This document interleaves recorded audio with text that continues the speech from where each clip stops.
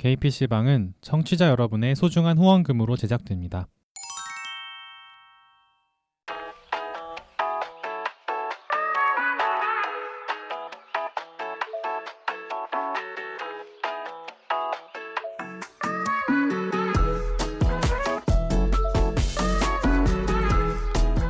일상을 살아가는 퀴어들의 랜선 놀이터 개피방 50번째 이야기 시작합니다.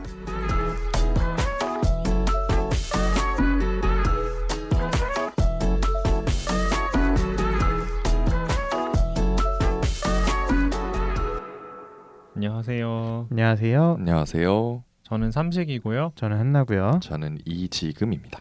네, 여러분 그동안 잘 지내셨나요? 네, 뭐 잘 지냈죠. 만담이야. 저는 아직 학기가 끝나려면 한 2주 정도 남았어요. 왜 오늘 이렇게 방송 늦게 끝나요? 녹음일 기준으로. 그래서 오늘이 방송 녹음일 기준으로 12월 11일인데 네, 이제 저희도 종강을 향해서 가고 있어요. 네, 저희 그쵸. 학교도. 네, 네. 좋겠네요. 직장인에게 그런 게 어딨어. 점점 지쳐가고 있는 그런 때여서 약간 네. 환기한다는 생각으로 네. 좀 도피한다는 생각으로 오늘 방송 녹음 나왔습니다. 네. 네, 오늘 방송은 한번 말씀을 드렸었죠. 트위터나 아니면 뭐 방송에서도 이렇게 말씀을 드렸었는데 박상영 작가님의 1차원이 되고 싶어 신작이죠. 10월 8일 네. 나왔었나요? 네, 예. 네. 박상영 작가님의 신작을 저희가 읽고 리뷰를 하는 그런 시간을 가지려고 이렇게 오늘 모였습니다. 네. 사실 게스트 한 분이 오늘 계신데 비행기를 타고 오세요. 네. 네, 되게 멀리서 오시는. 해외는 아니고 네. 국내 어딘가에서 네. 오시는데 비행기가 오늘 연착이 돼서 네, 안개로 인해서. 네네네. 네. 그래서 지금 거의 다 오셨다고 하는데 어쨌든 저희 먼저 잠깐 좀 시작을 했고요. 네네. 네, 오시면 바로 또 합류해서 같이 이야기를 하도록 하겠습니다. 네. 그때 소개는 오시면 드릴게요. 네. 알겠습니다. 그래서 일단 오늘 소개해드릴 소설이 1차원이 되고 싶어라는 소설인데 네. 이게 조금 내용이 가벼울 수도 있고 무거울 수도 있고 그런 것 같아요. 네. 그쵸. 네. 그냥 읽는 사람에 따라서는 적어도 퀴어라면 그렇죠. 조금 퀴어 중에서도 우리처럼 이제 게이라든가 혹은 레즈비언이라든가 하여튼 이런 분들은 조금 더 다른 관점에서 감상을 하실 수 있을 것 같고 네. 일반 분들의 감상은 저희가 말 수 없으나 맞아요. 그 분들이 보시기에도 어떤 그냥 학원물 느낌 아니면 성장 소설 혹은 뭐 어떤 감정의 소용돌이 그런 것들을 볼 수 있는 이제 그런 정도가 될 것 같아요. 네. 대신에 작가님이 엄청 이 문장 하나하나에 되게 고민을 많이 하셨구나. 그리고 되게 자전적인 경험도 굉장히 많이 포함이 돼 있고 그러니까 어쨌든 쉽게 쓰이진 않았구나. 되게 오랜 시간 준비하셨다고 제가 알고 있어요. 이거 예전에 박상영 작가님이 그 2018년도에 그때는 김하나 작가님이 하셨었죠. 그 이제 책이라웃이라고 예스24 팟캐스트 방송인데 거기 나오셔서도 이거를 그때도 쓰고 있다고 말씀하셨었어요. 장편을 쓰고 있었다. 그래서 되게 오랜 시간 작업을 하신 거잖아요. 그렇죠. 그리고 이게 원래 연작 소설이었어요. 네, 그렇죠. 그 한 번에 쓴 게 아니라 문학동네 맞나요? 문학동네 그 연재 카페 같은 데다 연재하던 네, 그런 네, 네. 걸로 알고 있어요, 제가. 한 번에 뿅 발표하신 게 아니라 네. 나눠가지고 연재를 하시다가 이제 네. 그거를 엮어서 엮고 조금 더 부차를 붙이시고 해서 네, 이제 네. 편집을 해서 내놓으신 거라서 아마 네. 아시는 분들은 예전부터 아셨을 거라고 네. 생각을 해요. 맞아요. 예전에 이제 박상영 작가님 이제 데뷔작 이제 자이툰 파스타 이제 그런 거 하고 그다음 이제 대도시의 사랑법 그리고 박상영 작가님 쓰셨던 이제 에세이집이 있었죠. 오늘 밤은 굶고 자야지. 네, 이제 그것들을 다 읽어보신 분들이라면 이 문체가 되게 익숙하면서도 어느 부분에서 작가의 경험이 많이 들어가 있고 그다음에 어느 부분에서 작가님이 고민을 많이 하셨고 이런 것들에 대해서 조금 이해를 하실 수 있을 것 같아요. 네. 그래서 이 책만 읽으셨어도 상관없지만 뭐 기회가 되시면은 예전 작품들도 읽어보시는 거 좋을 것 같습니다. 네. 그리고 저희가 방송을 진행하다 보면 어쨌든 내용 얘기를 할 수밖에 없기 때문에 네. 스포가 될 수도 있어요. 네, 그래서 혹시나 안 읽으셨는데 스포 당하기는 싫다라고 하시는 분들은 지금 여기서 잠깐 멈추시고 저희 다른 방송 듣고서 책을 읽은 다음에 오시면 또 좋을 것 같습니다. 네. 근데 사실 뭐 그냥 들으셔도 괜찮을 것 같아요. 이게 저희가 관통하는 이야기를 하기는 하겠지만 근데 또 엔딩 얘기도 안 할 수가 없으니까. 그렇죠. 안 할 수가 없어서 사실 엔딩이 엄청 중요한 어떤 전체적인 서사나 의미에서는 굉장히 중요하기는 한데 이 장면만 떼놓고 봤을 때는 엔딩이 어떤 모든 이 관점을 그러니까 모든 소설을 관통하는 느낌은 아니기는 해요. 음. 제가 느꼈던 거는 뭐 보신 분들마다 좀 다르겠지만. 글쎄요. 저는 또 아닌 것 같기도 하고. 네. 어쨌든 뭐 그거는 사람마다 그렇죠. 느끼는 네. 게 네. 다르니까. 네. 어쨌든 스포가 될 수 있다는 점을 미리 알려드리고요. 네. 나머지는 청취자분들이 알아서 정하실 일이. 네, 네. 네. 그럼 이제 그렇습니다. 방송을 시작을 해 볼까요? 네. 네. 저희가 개인적인 이야기들을 막 하기 전에 네. 이 소설이 보도자료가 나간 게 있어요. 이 소설에 관한 보도자료. 네네. 그래서 그 보도자료를 근거로 기사가 좀 많이 나왔었는데 네. 그 기사에서 이제 굉장히 압축적으로 네. 깔끔하게 소개를 해주신 게 있어서 네. 저희가 막 이렇게 주저리주저리 얘기하는 것보다 네. 먼저 이거를 짧게 읽어드리는 게 좀 도움이 되실 것 같아서 맞아요. 네. 한번 짧게 읽어드리도록 하겠습니다. 네. 출처는 이제 연합뉴스에서 쓴 기사고요. 자, 1차원이 되고 싶어. 2019년 우럭한 점 우주의 맛으로 젊은 작가상 대상. 올해 대도시의 사랑법으로 신동엽 문학상을 받은 박상영의 첫 장편 소설. 한국 문학에 주목받는 젊은 작가 중 한 명인 박상영은 청춘 세대의 삶과 사랑을 특유의 유머를 섞어 그린 퀴어 소설을 선보여왔다. 이번 소설은 2000년대 초반 한국의 지방도시 DC를 배경으로 한 10대의 퀴어의 이야기다. 남들과 다른 성 정체성을 가진 나아는 같은 학교에 다니는 동성 친구 윤도에게 사로잡히고 두 사람은 특별한 관계를 만들어간다. 소설은 퀴어 로맨스이자 성장기이면서 미스터리 스릴러물의 틀을 갖췄다. 현재의 나는 알 수 없는 누군가로부터 DC의 호수에서 백골 시신이 발견됐다는 소식을 듣는다. 이로부터 과거의 비밀을 둘러싼 서사가 이어지고 나는 옛 기억을 되살리면서 그때의 자신과 마주하게 된다. 이렇게 짧고 압축적으로 그쵸. 네. 소개가 되어 있어요. 네. 그러네요. 이제 대면이네요. 대면. 그쵸. 과거의 나를 대면하는. 그러네. 그렇죠. 책의 구조 자체가 뭐 과거로부터 온 편지가 어떻고 뭐 그래가지고 그쵸. 어떤 식의 이제 네. 좀 기억을 되살리는. 네. 과거로부터의 그러니까 과거에 이제 내용이 담긴 편지로부터 네, 정확히 말하자면 네, 그런 네. 거죠. 그렇죠. 근데 미스터리 스릴러물의 틀을 갖췄다라고 하는데 저는 사실 잘 모르겠어요. 이거는 저는 너무 감정을 이입해가면서 보면서 이렇게 스릴 있게 느꼈다기보다는 약간 고통스러워하면서 읽었거든요. 약간. 근데 초반에는 좀 스릴러 느낌 나지 않아요? 그래요? 완전 초반. 완전 초반에. 이렇게 백골 자체가 발견되었습니다. 약간 갑자기. 이러면서 그러면서 약간 뭔가 이 주인공이 굉장히 그죠. 뜨끔하는 걸로 맞아요. 시작을 하잖아요. 맞아요. 뜨끔하고 그거에 대한 이야기를 하는 인스타 DM을 받죠. 그렇죠. 네. 저는 그래서 도대체 이게 누구의 시체일까? 그러니까요. 그러면서 계속 생각하면서 이제 소설을 읽어 나가거든요. 맞아요. 그거를 깔고 가다 보니까 스릴러 느낌이 날 수밖에 없었다고 저는 생각을 했어요. 그러네요. 근데 그 부분을 계속 그러니까 인지를 하고 그러면 이게 누구지? 누가 결국엔 죽는 건가라고 이렇게 하면서 저는 상상을 하면서 계속 읽었거든요. 추측을 하면서. 근데 약간 그거에 미치지 못하는 결말이었다. 저는 개인적으로 그렇게 생각을 해요. 그런 기대에 미치지 못하는 결말이었다. 그렇죠. 이게 저 아까 오면서 이제 오늘 방송 오면서 책이라우 이 박상 작가님 나오셔서 네. 이 1차원이 되고 싶어를 가지고 이제 황정은 님하고 이제 황정은 작가님 방송을 들으면서 왔는데 거기서 네. 이제 박상 작가님이 그러시더라고요. 자기가 스릴러물 너무 좋아하시고 이제 그런 거를 한번 쓰고 싶기도 하셔서 이번에 그래요? 이제 시도를 하신 건데 그래서 처음부터 이제 결말을 정해놓고 쓴 게 아니라 일단 그냥 누가 죽었다 약간 이런 식으로 맞아요. 네. 그렇게 하고서 이제 쓰기 시작을 하셨대요. 뭐를 싸셨다는 표현을 했어요. 그래서 이제 어떻게 될까 앞으로 어떻게 너네끼리 한번 놀아봐. 그래서 주인공들을 이제 막 이야기 만들어봐. 약간 이런 식으로 그런 느낌으로 쓰기 시작을 했는데 결론은 이렇게 쓰면 안 되는구나 하고 깨달으셨다고. 그래서 약간 작가님 본인이 느끼기에도 약간 용두사미처럼 된 게 아닌가 하는 생각을 하셨나 봐요. 그래서 저도 사실은 조금 이제 읽어보신 분들은 아시겠지만 이게 조금 왜 생뚱맞게 이런 시체였지? 이 사람의 시체였지? 그렇죠. 그런 느낌이 좀 들었거든요. 저는 그렇죠. 보면서. 그러니까 그 부분에 대한 서사가 그러니까 마지막 그 사체의 신원이 밝혀지고 그 사체 신원에 관련된 인물 소설 안에서 그 인물에 대해서 이제 쌓여진 서사가 많지가 않아요. 맞아요. 그리고 좀 생뚱맞죠. 그 사람 때문에 뭐가 어떤 일이 벌어졌었고 그거의 인과가 이렇게 됐다라는 설명이 있기는 하지만 이렇게 어떤 이렇게 적층적인 서사는 없어서 음. 이 사람이 왜 나왔을까라는 생각을 하게 됐었어요. 사실 맞아요, 맞아요. 신원이 밝혀졌을 때. 근데 뭐 그거 빼고는 저는 뭐 전반적으로 되게 흥미롭게 읽었던 소설입니다. 네. 갑자기 왜 그 얘기를 먼저 하게 됐는지 네. 모르겠지만 네. 아무튼 저희가 본격적으로 그러면 이제 책 얘기를 하기 전에 네. 박상영 작가님의 인터뷰나 이런 것들이 되게 많아요. 이 책에 관련해서. 네네네. 그리고 작가님이 좀 얘기를 많이 하신 방송이 책이라웃 아까 제가 말씀드렸었죠. 거기 네. 이제 황정은 작가님이랑 나눴던 얘기들에 박상영 작가님이 이 작품에 대한 이야기, 뭐 네. 지필, 뭐 에피소드, 뭐 이런 것들을 많이 얘기해 놓으셔서 네.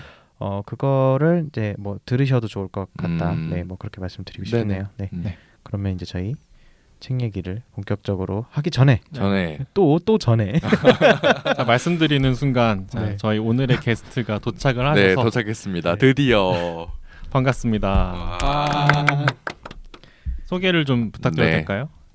저는 팟캐스트 이번에 KPC형 출연하게 된 호호라고 합니다. 호호님. 호호님 반갑습니다. 반갑습니다. 반갑습니다. 사실 호호님이 저나 지금님하고는 예전부터 알던 분이에요. 한나님은 트위터로만 아셨나요? 트위터로도 아시다가 알고 한두 번 매해 퀴퍼 때마다 뵀던 것 같아요. 한두 음. 번씩. 그래서 네. 어쨌든 인연이 좀 있는 분인데 네. 평소에도 책도 많이 읽으시고 맞아요. 많이 읽으시고 또 이제 감상 같은 것도 많이 남기시고 해서 네. 이번에 같이 이야기를 하면 어떨까 해서 네. 섭외를 했고 네, 또 네. 나와주시겠다 네. 해서 오늘 보시게 됐습니다. 네, 멀리서 오셨습니다. 맞아요. 고생하셨어요. 정말 고생해서 오셨어요. 비행기 너무 연착이 돼가지고 네, 4시간 걸려가지고 지금. 오. 아니 진짜 그럴 거리가 아닌데 그렇죠. 정말. 그죠. 아유, 고생하셨습니다. 기차를 타시는 게 더 빨랐을 거라고 아까 막 뭐 화를 내시고 맞아. 마지막까지 화를 내다가 네. 뜨자마자 이제 그냥 포기. 자, 어쨌든 그럼 오늘 이야기 재밌게 나눠보도록 하겠습니다. 네. 자, 그럼 이제 전반적인 감상평을 한번 나눠볼까요?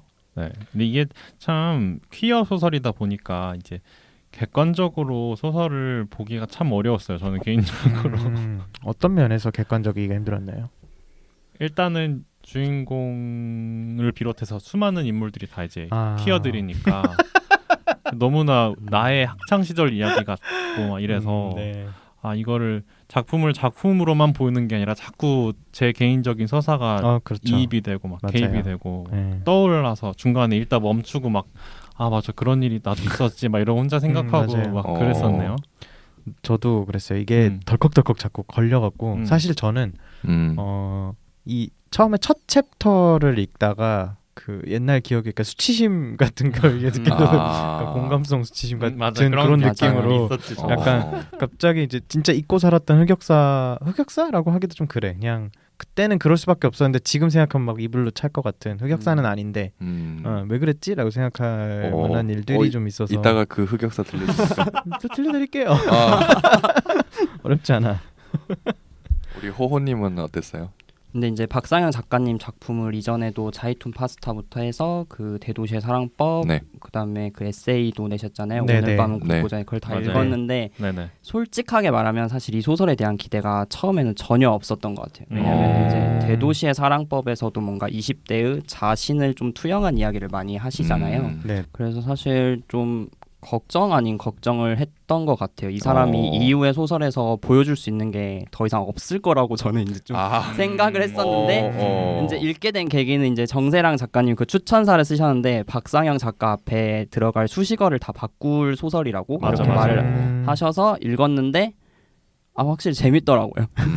저도 이제 말씀하신 것처럼 이제 옛날 이야기도 많이 떠오르고 사실 저는 좀 이제 트위터를 많이 하다 보니까 뭔가를 좀 길게 그 하나를 못해서 다른 책을 읽으면 뭔가 한 30페이지 읽고 트위터 하나 쓰고 이런 식으로 하는데 항상 박상현 작가님 글을 읽게 되면은 좀 그 자리에서 다 읽게 되는 것 같아요. 약간 맞아요. 수채구멍 같은 느낌이 있어가지고 빨려 들어가.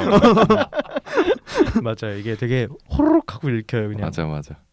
대신에 이제 이거를 다시 읽어야 또 뭐가 기억에 남는 느낌? 너무 한 번에 막 몰입해서 보니까 거기서 빠져나온 순간 내용이 사라지긴 해요. 맞아. 약간 그런 느낌이 없잖아 있어.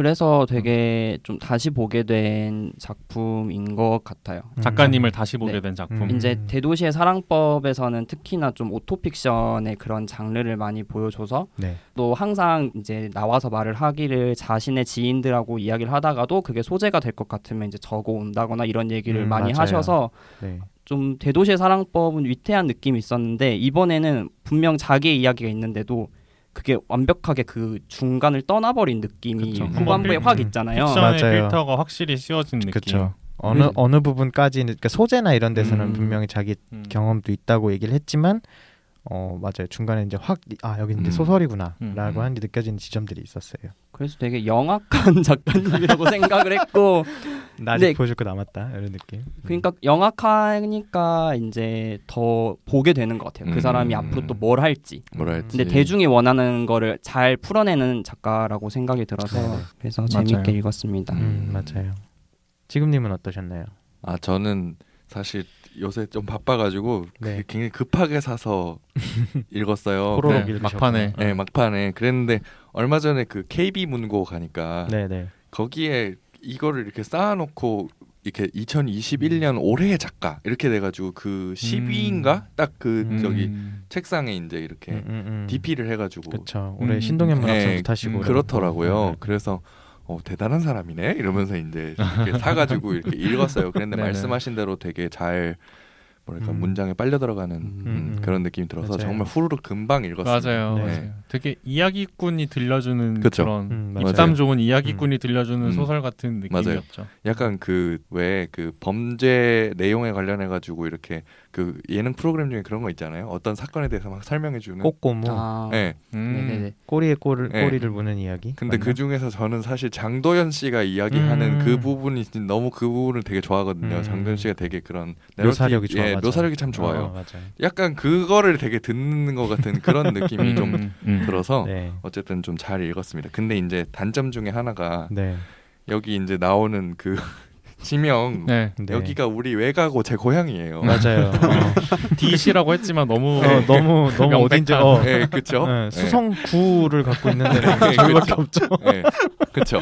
그리고 심지어 여기 나오는 그 대비되는 아파트 두 아파트도 다 실제로 존재하는 아파트 이름. 아파트예요. 네. 근데 둘 다 부촌 한가운데 있는 아파트거든요. 그러면 그 네. 궁전 아파트가 되게 막 5층짜리 막 주공처럼 생긴. 아니에요. 아니에요. 아니에요. 그렇게 묘사가 되는데 네. 실제로는 그러면 그렇지 않습니다. 그럼 막 되게 한 10몇 층씩 되는. 그렇죠. 그렇게 되고 그 부촌에 있는 아파트예요. 1988년도에 완공된 아파트인데 그 당시에 대구 최고의 아파트 중 하나였습니다. 실제 수성목 근처에 있기는 한 거죠. 아니요. 수성못에서 조금 떨어져 조금 있긴 떨어져 해요. 있긴 해요. 네, 차로 살짝 한 5분 한 10분 가야 되는 많이 것 멀진 같은데. 않네요. 그래도 걸어- 많이 멀진 않아요. 그러면 소설 속에서 걸어서 한 15분 막 걸리고 이랬던 게 맞긴 하네요. 15분. 걸어서 20분? 15분. 소설 속에서 그렇게 스쿠터를 타고 가깝지 가지 않았는데. 않나요? 맞아. 스쿠터 네, 타고 맞아, 왔다 스쿠터 갔다 타고 했잖아요. 그랬나? 수성못까지? 네.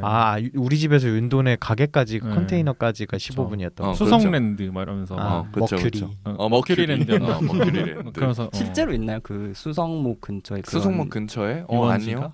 없어요. 그런 놀이공원 없는 거예요? 놀이공원 유원지 같은 옛날에 게. 유원지 같은 게 있었던 것 같은데 지금은 운영하고 있지 않은 걸로 알고 있어요. 어쨌든 네.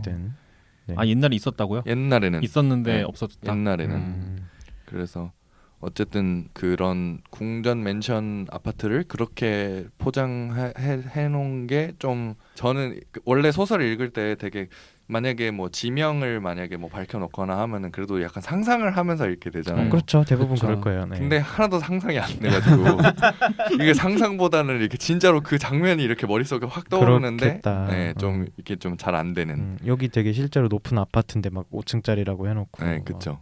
저는 그 부분이 조금 의아하긴 했어요. 아니 DC라고 쓰셨으면 끝까지 픽션으로 가셨어야지. 너무 S 호수 이렇게 쓰셨어야지. 너무 실제 지명을 자꾸 갖다 쓰셔서 오히려 이런 부작용이 좀 있을 수 있지 않았나. 왜 굳이 그렇게 하셨을까 하는 좀 궁금하긴 했어요. 그런 점이. 그렇죠. 근데 또 그런 뻔뻔함이 작가님 매력인 것 같아요. 저는. 뻔뻔한. 아니 누가 봐도 DC가 저기 있는데 아니라고 하는 뻔뻔함이. 맞죠. 그 전작에서도 그런 게 좀 많이 보이긴 했죠. 네. 그러니까 시간이 됐으면 대도시의 사랑법도 읽은 지 한 1년, 2년이 돼가지고 다시 읽고 싶었는데 이제 이 1차원이 되고 싶어만 한 번 더 복귀하고 왔거든요. 이번 주에. 그래서 네. 자꾸 약간 근데 또 이 소설처럼 뭔가 자꾸 기억이 섞이는 거예요. 그 대도시의 사랑법에 대해 맞아요. 그건 20대의 약간 연애를 다루는데 그 맞아. 얘기를 하면서 나의 연애도 생각하게 되고 그러다 보니까 작가님이 이 얘기를 썼는데 그게 진짠지 아니었는지 이제 흐릿한 거야. 시간이 지나가지고 이 내 얘기랑 섞여가지고 맞아 이제는. 맞아. 얘기를 했던가 작가님이 음. 약간 이렇게 돼버리죠. 맞아. 네. 그런 게 있었죠. 음. 자 그러면은 이제 전반적인 감상평 얘기를 했으니까 이제 좀 소감을 나누기 전에 등장 인물 네. 인물에 대해서 좀 간단하게 좀 누가 나오는지 어떤 네. 사람들이 있는지를 간단하게 얘기를 해볼까요? 네. 네.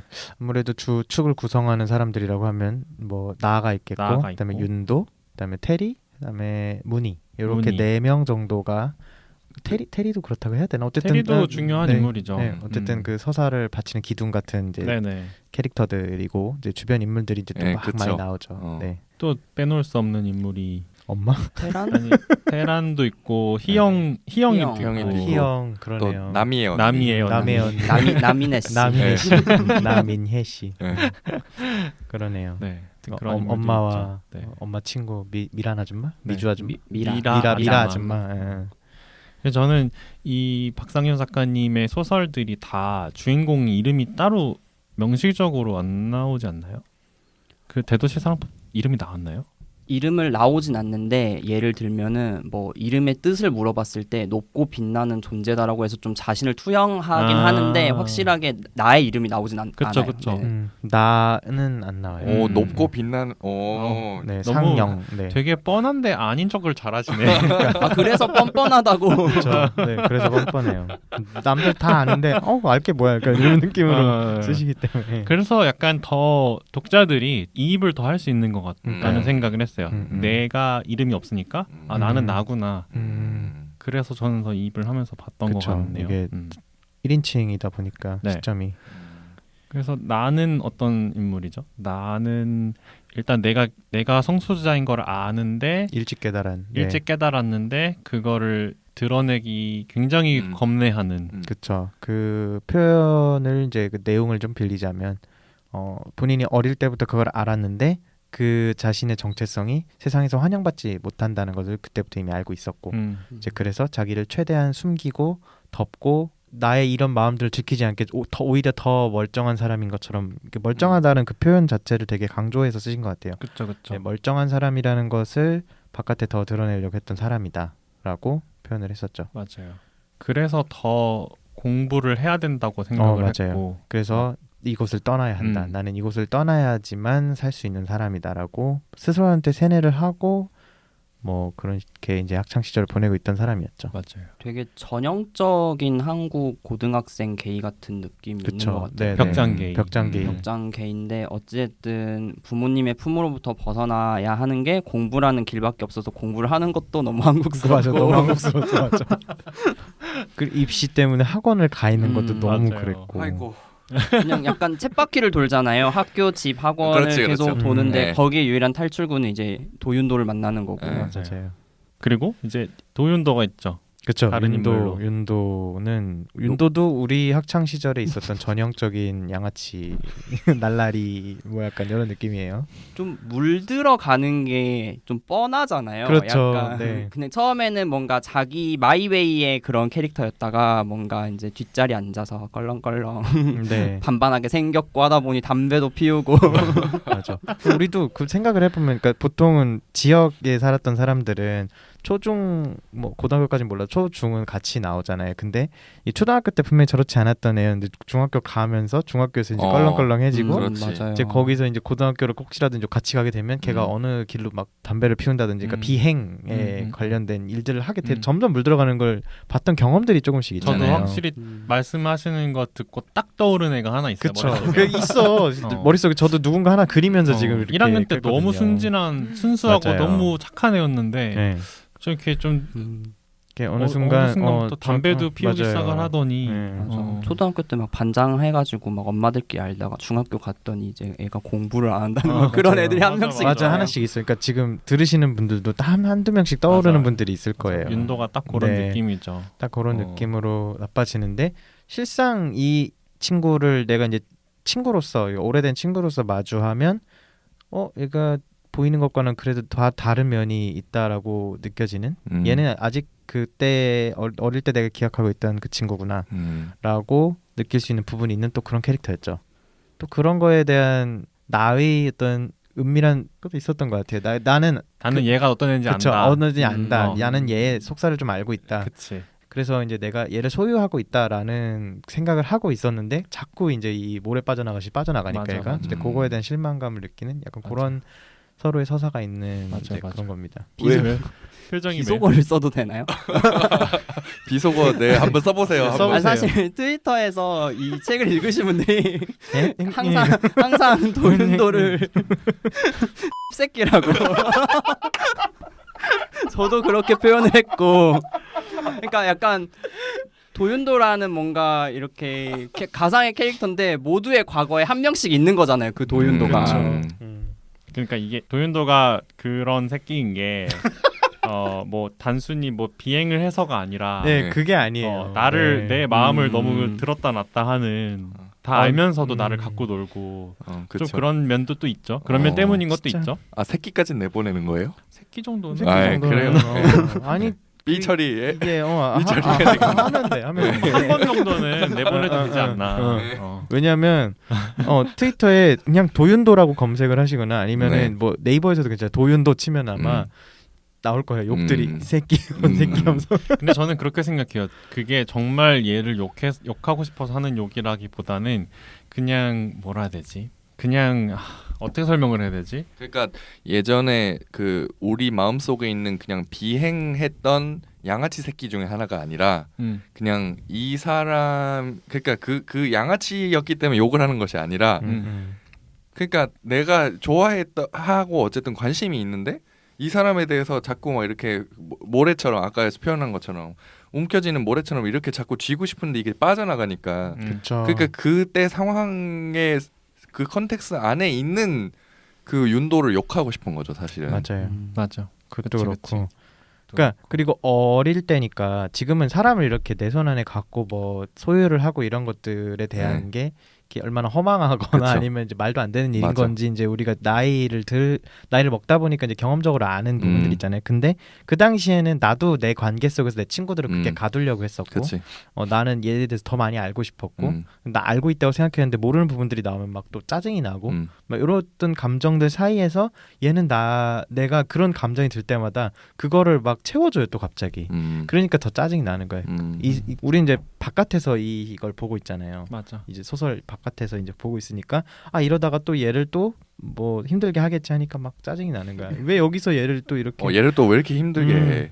근데 그걸 또 그렇게 채워준다고? 그러니까 나는 이 욕이 단순히 윤도만을 향한 욕이 아니라 여기서 벗어날 수 없는 한심한 내 모습에 대한 욕이라고도 생각을 했어. 나는 사실. 그런 생각하죠. 저도 고등학교 1학년 때 정말 너무나 말도 안 되는 짝사랑을 해서 엄청 힘들었는데 그렇죠. 지금 생각하면은 지금 너무 한심하거든요. 왜 그렇게까지 내가 한심해요. 내가 너무 한심해. 왜 얘한테 그렇게까지 매달렸을까?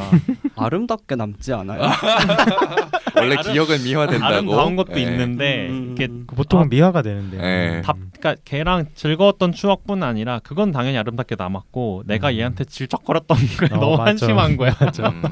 근데 원래 사랑하는 사람의 뇌는 뇌 과학자들에 의하면은 약간 강박증 환자들의 뇌 구조와 비슷하다 그랬어요. 네. 근데 진짜 저는 저의 삶에 윤도도 있었고 딱 이 시기에 윤도도 있었고 테리도 있었어요. 그래서 이렇게 테리 얘기를 이제 슬쩍 넘어가 보면 테리라는 인물. 테리는 이제 우리 어릴 때 그냥 왜 옆집 친구냐 뭐 엄마 친구 이렇게 해가고 그냥 친하게 지내던 동생인데 처음에는 그런 표현을 하죠. 테리가 약간 막내라서 막 칠렐레 팔렐레 하고 다니고 뭐 좀 사람의 케어가 필요하고 뭐 그런 느낌으로 이렇게 나오는 사람인데 나중에 이제 중학교는 달랐다 고등학교 같아지면서 이제 테리에 대한 이야기를 듣잖아요. 내가 그 테리가 당하는 어떤 폭력들 그런 것들에 대한 생각들이 막 나는 거예요. 저도 다들 그런 경험이 있으실지 모르겠는데 그런 티가 나는 친구들이 있어요. 그 중학교, 고등학교, 초등학교 때도 생각을 해보면 개인 티가 나고 그거를 딱히 숨기려고 하지도 않고 그러는 친구들이 있었는데 저도 딱 그 친구 이름으로 부르면서 욕을 하던 장면이 있거든요 머릿속에. 누구 같은 뭐 네, 여기서는 누구 같은. 뭐 테리 남친이라 그런다 지금 표현을 여기서는 그렇게 하잖아요. 뭐 아니면 뭐 넌 테리야 뭐 아니면 이렇게 이게 자체가 욕이 되는 그렇죠. 이제 그런 순간들을 많이 마주했던 경험들이 있어서 하나님이 그런 거를 목격하셨다고요? 제가 당하기도 했고 아, 실제로 저 중학교 동창 중에 나중에 알고 보니 이쪽인 게 맞았는데 그 친구는 아무리 봐도 남학생들 사이에서는 도저히 이제 테리 같은 인물이었어요. 뭐 권력 관계 이런 거 다 필요 없고 그냥 여자애들이랑 노는 게 재밌고 뭐 별로 이렇게 자기한테 들어오는 욕이 뭐가 있어도 신경 안 쓰고 약간 그런 캐릭터였고 생각보다 테리만큼 괴롭힘을 당하진 않았지만 그랬던 그런 친구가 있었던 기억이 나는데 그 친구를 은연중에 그 친구 이름이 욕이 된 케이스가 좀 있었죠. 저는 제 이름이 욕이었거든요. 저 맞아, 고등학교 때. 그랬다 그랬었죠. 네. 그래가지고 당시 고등학생들이 생각을 하기에 조금이라도 남성답지 못한 것 이 점에 대해서 있으면은 막 갑자기 막 제 실명 나올 뻔했어요. 저 새끼 지나간다고. 지금이 지나간다고. 네, 지금이 지나간다고 맨날 그러고 막 그 제가 살았던 그 당시에 이제 그 피읍 모 시의 시내에서 막 갑자기 가다가 엄청 큰 소리로 갑자기 저기서 개이 새끼 지나간다고 막 그랬던 적도 있었어요. 네, 그래가지고 되게 좀 어쨌든 그런 거를 보면서 그래요 뭐 이런 폭력적인 시간들 이런 거를 좀 돌아보게 하는 그런 캐릭터인 것 같다라는 생각을 좀 했었어요 읽으면서. 네. 그러니까 읽으면서 또 뭔가 그런 도윤도와의 연애를 보면은 내 스스로가 주인공 나의 별명이 해리잖아요. 그러니까 해리가 된 것 같기도 싶다가도 그 테리에 대한 폭력적인 묘사를 보면은 내가 테리이기도 했던 거죠. 과거에. 맞아요. 저는 약간 테리에 좀 더 가까웠던 것 같아요. 좀 직접적인 폭력을 당하기도 했고 고등학교를 다니면서 그런 것들이 이제는 또 지나서 그렇게 기억나지 않지만 그 당시엔 되게 힘들었거든요. 그러니까 뭔가 그때 테리가 사실 뭐라고 해야 될까? 그거를 가서 말할 수 있는 데가 없잖아요. 어떻게 보면은 뭐 그걸 부모님한테 말할 수도 없고 테리가 이제 나에게도 나름 털어놨는데 나는 이제 나를 보호하기 바쁘고 그다음에 이제 서울에 가 있는 자신의 친누나인 테란 누나에게도 그 말을 할 수 없고 그러니까 너무 스스로 고립된 섬 같은 캐릭터잖아요. 안쓰럽기도 하면서 되게 슬픈 캐릭터 같아요. 가장 여기서 어떻게 보면은 이게 스포일러가 될 수도 있지만 가장 중요한 역할을 마지막에 하잖아요. 네네. 스포가 돼도 말하셔도 돼요. 저희가 이미 스포 예고를 하고 시작을 했기 때문에. 스포 예고하고 시작했어요. 네, 그래서 아까 그 중단점을 드렸어요. 여기서부터는 안 읽으셨다면 그리고 스포를 싫어하신다면 들으시지. 여기서 잠깐 멈추고 다른 방송 듣고 오시라고. 네. 그래서 아무튼 이렇게 남자 캐릭터로는 이렇게 세 캐릭터가 축적이 되고 이제 주변인 이제 희영과 문희. 문희는 한번 짚고 넘어가면 좋을 것 같아요. 맞아요. 문희 같은 친구가 사실 많은 게이들이 문희 같은 여자 친구를 꿈꾸죠. 여자 사람 친구라고 하나? 있으면 참 좋겠다. 저는 이제 이런 친구가 있었으면 좋겠다고 옛날에 학교 다닐 때 생각을 했었어요. 근데 저는 이런 친구가 없었어요. 저도 없었어요. 커밍아웃을 그때 하고 뭐 서로 터놓고 지내는 그런 친구가 여자친구가 없어서 저도 없었네요. 그래서 좀 그래서 더 외롭지 않았나? 있었으면 좀 덜 외롭지 않았을까? 아니, 저는 있었는데. 정말요? 네. 근데 있어도 뭔가 평행선을 가는 느낌이에요. 사실은 나를 온전히 이해할 수는 없는 거죠. 그렇죠. 내가 아니니까. 그런 얘기를 하고 뭔가 해소는 할 수 있는데 뭔가 직접적인 도움을 받는다거나 그럼에도 고마운 존재들이긴 한데 뭐랄까 문희는 되게 감초 같은 역할을 하잖아요. 약간 맞아요. 나의 이야기만 나오는 게 지루할 때쯤 갑자기 등장해가지고 그 얇아지는 순간들이 있죠. 그런 어떤 무게감에서나 아니면 두께감에서. 그 넷플릭스 보건교사 아는 혹시 네. 거기 나오는 그 연예인 친구 있잖아요. 연예인 친구. 빨간 머리 이름이 뭐죠? 저도 기억이 안 나요. 그 인물을 상상하면서 읽었던 것 같아요. 되게 뭔가 중성적인 매력이 있으면서도 뭔가 표정이 항상 한결같고 근데 또 사람 앞에서는 그런 맞아요. 사랑하는 사람 앞에서는 또 되게 막 약한 모습 보이고 무너지는 모습 보이고 되게 여고생의 전형 같은 느낌이라고 이것도 편견인데 되게 뭔가 우리가 되게 고등학생들 말할 때 낙엽만 굴러가도 깔깔거린다고 하잖아요. 되게 약간 그런 이미지에 부합하는 인물이었던 것 같아요. 맞아요. 저는 그렇게 생각을 했어요. 그 문희라는 캐릭터도 아니 박상영 작가님 소설에 나오는 여성 캐릭터들이 항상 그런데 그 미디어가 표현하는 그러니까 뭐 텍스트 미디어든 뭐 아니면 비주얼 미디어든 그런 것들에서 표현하는 여성의 모습이라기보다는 그냥 우리 옆에 있거나 아니면 우리 기억 속에서 소환할 수 있는 어떤 여성 친구들의 모습들이 이렇게 그려져 있다. 그래서 오히려 현실에 더 가까운 캐릭터들이라는 느낌이 좀 들었거든요. 문희도 마찬가지고. 근데 사실 저는 문희를 중간중간에 보면서 무슨 생각을 했냐면 그 스카이캐슬에 네. 그 성격 안 좋은 사람이 한둘이야지. 그 아들 둘인 집 딸 누나? 누나 하버드 다닌다고 거짓말. 하버드 거짓말한 그 집 엄마. 차 교수 이름 뭐지? 이름 뭐지? 그 집 엄마. DJ 하시고 막 이태원에서 밤새는 집. 네, 그렇죠. 근데 제가 그 집 엄마가 떠올랐던 이유가 뭐냐면 그 집 엄마도 사실 군인 아버지한테 태어나가지고 계속 국회의원. 그죠 국회의원도 국회의원. 하고 네. 그러고 그러니까 결혼을 결국에는 이 집에서 탈출하기 위해서 했고 약간 이런 물론 조금 한 세대 건너서긴 하지만 근데 중간에 이제 뭐 교수 아빠 그죠? 사실 이게 노승혜였나 이름이? 그렇죠. 노승혜. 네. 근데 지금 문희도 보면은 뭐 어쨌든 경대 의대 교수인 아빠의 그렇죠. 물론 직접적으로 경대 의대라고는 안 했지만 K대라 K대. 그랬잖아요. 네. 너무 뻔해. 근데 뭐 표현하지 뭐 경대 의대지 뭐. 동양학과 그렇죠. 교수 아니에요? 동양학과? 그렇네. 동양화. 맞네. 맞아. 중간에 의대에 실려간 의대에 실려간 그게 있으니까. 마지막 의대를 가라고 했는데 문희는 그거 서울대를 갔지. 맞아. 그러네요. 생명공학을 갔다 그쵸. 그러죠. 그러니까 이제 어떻게 보면은 약간 탈출하고 싶어하는 그런 전형적인 캐릭터지 않나라는 생각을 중간중간에 읽으면서 했거든요. 맞아요. DC, 네. K. 네. 그래서 가진 건 너무 많은데 네. 답답해. 그러니까 사는 게 답답해. 네. 그래서 딱 노승혜가 떠올랐어요. 딱 읽는데. 그 스카이캐슬의 그럴 노승혜라는 수 캐릭터가. 그런 배경을 보니까 되게 나하고 대비되는 것 같아요. 맞아요. 그렇죠. 집에 가는 그 장면도 그 왜 처음에 나온 그 개가 무슨 종이라 그랬죠? 도베르만이었나? 맞아요. 도베르만. 그 집에 사는 게. 네, 그 집에 사는 문희의 개. 집에. 네, 문희의 집에. 그래서 맞죠. 엄청 커다란 대문에 딱 열고 들어갔는데 갑자기 개가 나왔고 그래서 이런 데서 이런 개를 키운다고 약간 이런 구절이 나오잖아요. 왜? 그래서 그거를 볼 때 진짜로 약간 대비돼서 나오지만 어쨌든 어떻게 해서든 그 상황에서 탈출하고 싶어하는 캐릭터다. 약간 이런 식으로 그렇죠. 처음에는 보였거든요. 딱. 진짜 천방지축 둘째 딸 전형이잖아요. 그렇죠. 뭔가 막내 자기 딸. 오빠도 있는데 오빠는 진짜 그냥 그 이성애가 말한 뭐라 하죠? 되게 전형적인 가정에서 뭔가 그냥 착착착 밟아 나가면은 어려움 없이 살 수 있는데 문희는 그걸 거절하는 거잖아요. 그렇죠. 자신의 이제 지향성도 있기도 하고 너무 그렇게 살아야 되니까는 별로 딱히 그게 싫은 건 아닌데 괜히 더 싫어지는 마음이 들 것 같기도 해요. 너무 넌 이렇게 살아야 돼 하면. 맞죠. 그 윤도 얘기로 잠깐 돌아가서 네.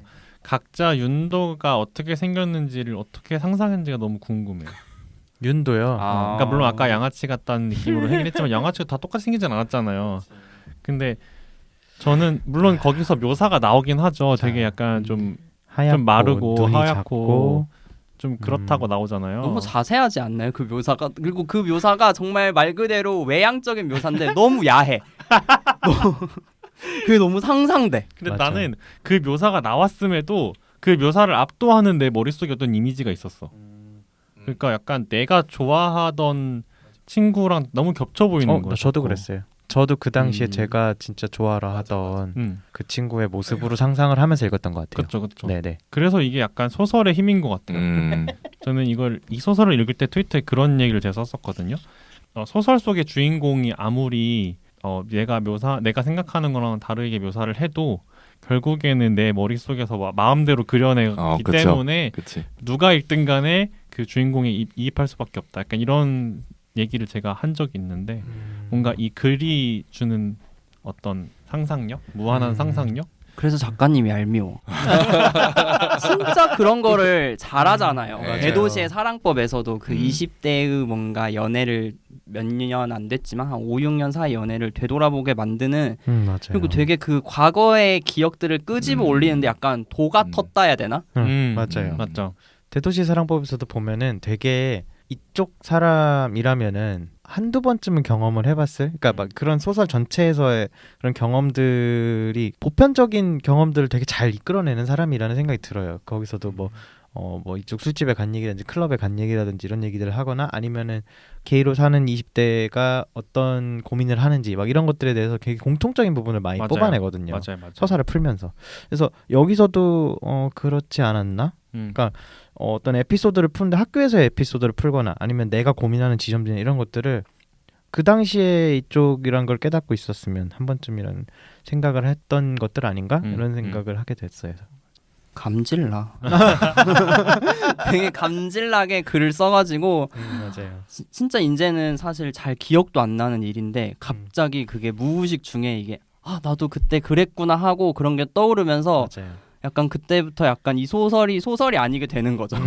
내 얘기가 되고 그리고 그런 순간에 내가 어떤 장면이 떠오르는 게 아니라 그 기분 먼저 떠올라요.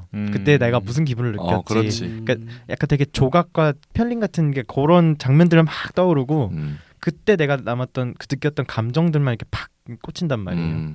그래서 더 읽으면서 되게 덜컥덜컥 걸렸던 것 같긴 해요. 그러니까 아까 그 윤도 얘기했었을 때 사실 저 왜 예전에 우리 양승국 작가님이 제가 보고 무섭다고 했던 제 누구요? 과거 네네네네. 양승국 작가님이 저한테 네. 무섭다고 했던 제 과거 얘기로 잠깐 돌아가면 제가 고등학교 때 진짜 좋아했던 애가 있었거든요. 이제 그 애가 얼마 전에도 만났어요. 그래가지고 그때 얘기를 하다가 왜 제가 그때 걔한테 여자애도 접근하는 걸 막 못하게 하려고 막 엄청 그랬잖아요. 근데 하루는 이런 일이 있어요.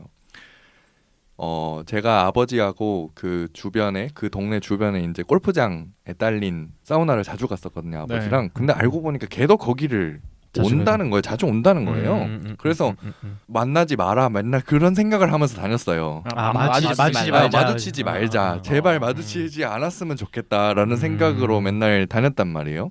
근데 다행히도 그때는 아버지랑 맨날 일요일 새벽에 일찍 갔으니까 그럴 일이 없었어요. 그렇죠. 근데 어느 날 마주친 거예요. 탕 안에 앉아 있는 걔를 발견했어. 그래가지고 어떻게 빨리 나가야 되겠다. 저 숨 안 쉬고 있으니까 빨리 나가세요. 빨리 나가야 되겠다. 근데 다행히도 걔가 저를 못 봤어요. 왜냐면 저는 탕에 들어갈 때 안경을 벗고 들어가고 그 당시에는 그러고 이제 빨리 나가야 되겠다 이런 생각이 들어가지고 정말 황급히 도망쳤던 그랬는데 어쩔 수 없이 걔 몸을 자꾸 이렇게 스캔하게 되는 약간 요런 그런 자꾸 이렇게 안 돼 나가야 돼 약간 이런 마음을 되게 많이 갖고 갔던 것 같아요. 그래서 이제 왜 그런 게 있잖아요. 막 수영장 가서도 뭐 어떤 장면이 있었고 막 몸을 만지고 걔가 그런 맞아요. 거에 대한 그게 있잖아요. 왜 경험이 또 있지. 맞아. 뭐 한 번쯤 있었을 거예요. 어디가 터질 것 같았다 막 이런 그런 막 그 묘사들이 있잖아요. 왜 맞아요. 나 빨리 나가야 돼. 그 생각으로 하면서 제가 진짜로 그랬거든요 그때. 그래서 들키면 안 돼. 아까 말씀하셨듯이 그런 윤도에 대한 상상을 내 상상으로 결국은 환원할 수밖에 없게 되고. 맞아요. 네. 그러면 이제 내 감정부터 먼저 떠오르게 되는 약간 그런 게. 그러니까 이게 공통 서사를 그 독자가 갖고 있는 어떤 서사를 끌어내기 위한 얘기들을 되게 잘 써내는 것 같아요. 너도 이런 적 있었잖아 이러면서 맞아. 너도 목욕탕에서 그런 적 있지 않았니? 너도 수영장이나 이런 데서 막 되게 곤란했던 적 없어? 막 이런 식으로 그러니까 뭔가 두드리는 문장들이 좀 진짜. 있는 것 같아요. 네. 그래서 그때 이후로 저는 그 사우나에 가지 않았어요. 네. 근데 저는 이제 다른 이야기긴 한데 네. 뭔가 10대 때의 아까 이제 말씀하신 것처럼 10대 때의 연애는 뭔가 뭐 아니면 도잖아요. 얘가 나랑 사귄다, 헤어진다, 그 둘이고 뭔가 헤어지면은 뭔가 다시는 연결될 수 없는 그렇죠. 그런 관계가 맞아. 되는데 이제 실제로 연애를 해보면 그렇진 않잖아요. 정말 뭐 더러.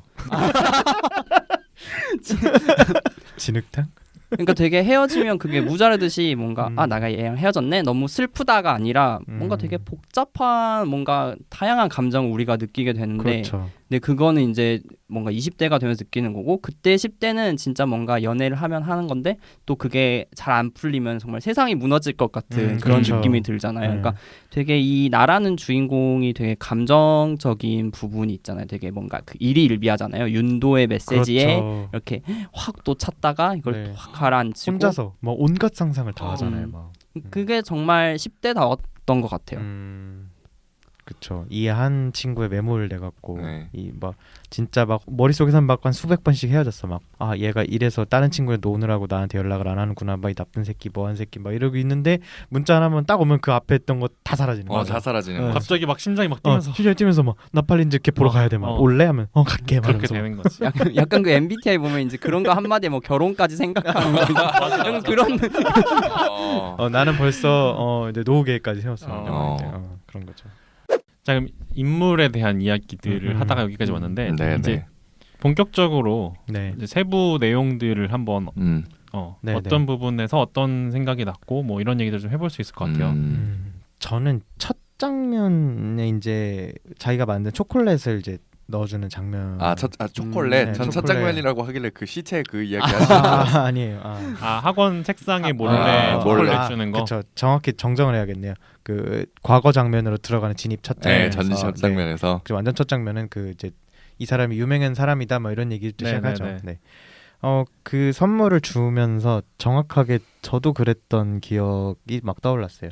저는 초등학교 4학년 때인데 그때는 제가 언젠가도 말씀을 드렸던 것 같아요. 방송에서도 뭐 그때는 그게 이제 그냥 우정의 특별한 한 종류였던 것으로 이제 그냥 받아들이고 있었다라고 생각을 했었는데 그래서 그때 당시에 그 친구 제가 이제 지금 표현하자면 이제 사랑한 친구한테 막 며칠을 고민해갖고 막 선물을 고르고 편지까지 써서 하는데 편지에 제가 지금 생각하면 막 미치겠는데 뭐 사랑한다고 썼어요. 진짜 나랑 같이 놀아서 너무 고맙고 사랑한다. 심지어 그거를 맞아. 왜요? 나도 그랬던 적 있어요. 너무 지금 삼시가 너무 막 얼굴을 가려가지고 지금 나도 그랬던 적 있어가지고 되게 공감이 돼요 지금. 그게 크리스마스 선물이었는데 그래서 심지어 그날 막 저녁까지 못 고르다가 결국에는 막 그때 팬시 문구 전문점 같은 데 있잖아요. 거기서 결국에는 그래 이걸 사갖고 포장도 다 하고 이제 엽서 같은 데 크리스마스 카드 엽서에다가 막 다 써갖고 한 8시 반쯤인가 얘를 불러갖고 이걸 주고 호타닥 들어왔던 기억이 나요. 그래서 어떡하지? 어떻게 제가 그걸 읽었을 텐데 내가 이 얘기에 대해서 나를 되게 나쁘게 생각하면 어떡하지? 막 그런 네. 아무튼 그런 기억이 나서 되게 수치스럽고 거기서 일단 책을 덮고 이틀 뒤에 못 읽겠는 거야. 그때가 너무 생각이 나서 그랬던 기억이 막 나네요. 중3 때 저도 이제 중3 때 이제 고등학교 얘기 말고 저도 중학교 때로 거슬러 올라가요.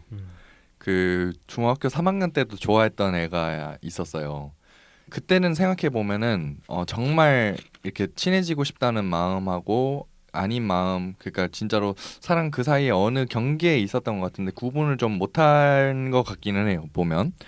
근데 이제 그 친구하고 이렇게 같이 몰려다니던 애들이 있었어요. 한 4명인가서 컴퓨터 시간이었어. 근데 그 메모장으로 홈페이지 만드는 그 HTML 그 당시에 그 당시 HTML 나모 웹 에디터 나모 웹 에디터 뭐 이런 거 배우고 초창기. 막 그럴 때였어요. 컴퓨터 그러네요. 시간에. 네, 컴퓨터 시간에. 그런데 그런 거를 하다가 갑자기 이제 컴퓨터 선생님이 친한 사람이 누군지 적으라. 적으라고요? 네, 그랬어. 그런 걸 되게 많이 해. 막 이렇게 막 처음에 학기 시작하면은 뭔가 친한 사람 3명 적기 친한 사람 3명 맞아. 적기. 친구 이름 적기. 그러라 그랬어. 그랬는데 나 웬거를 친구가- 내 이름만 빼고 쏙 빼고 다른 애들만 적은 거야. 그 친구가. 그 친구가? 네, 그 친구가. 아유. 근데 그거를 또 내가 봤어. 무너져. 그래가지고 무너져. 그날 진짜 점심 안 먹었어요. 그날. 네. 그때 컴퓨터가 4교시였는데 점심을 안 먹었단 말이에요. 근데 뭔 제가. 느낌인지 알아. 네. 맞아요.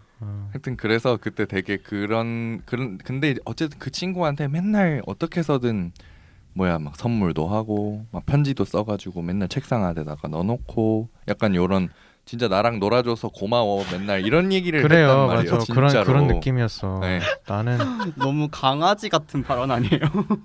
산책 시켜줘서 맞네. 고마워. 아니 맞네, 근데 맞네. 이 얘기를 할 때마다 제가 한나도 그렇고 네. 지금도 그렇고 왜 할 때마다 왜 웃었냐면 네. 나도 그랬거든.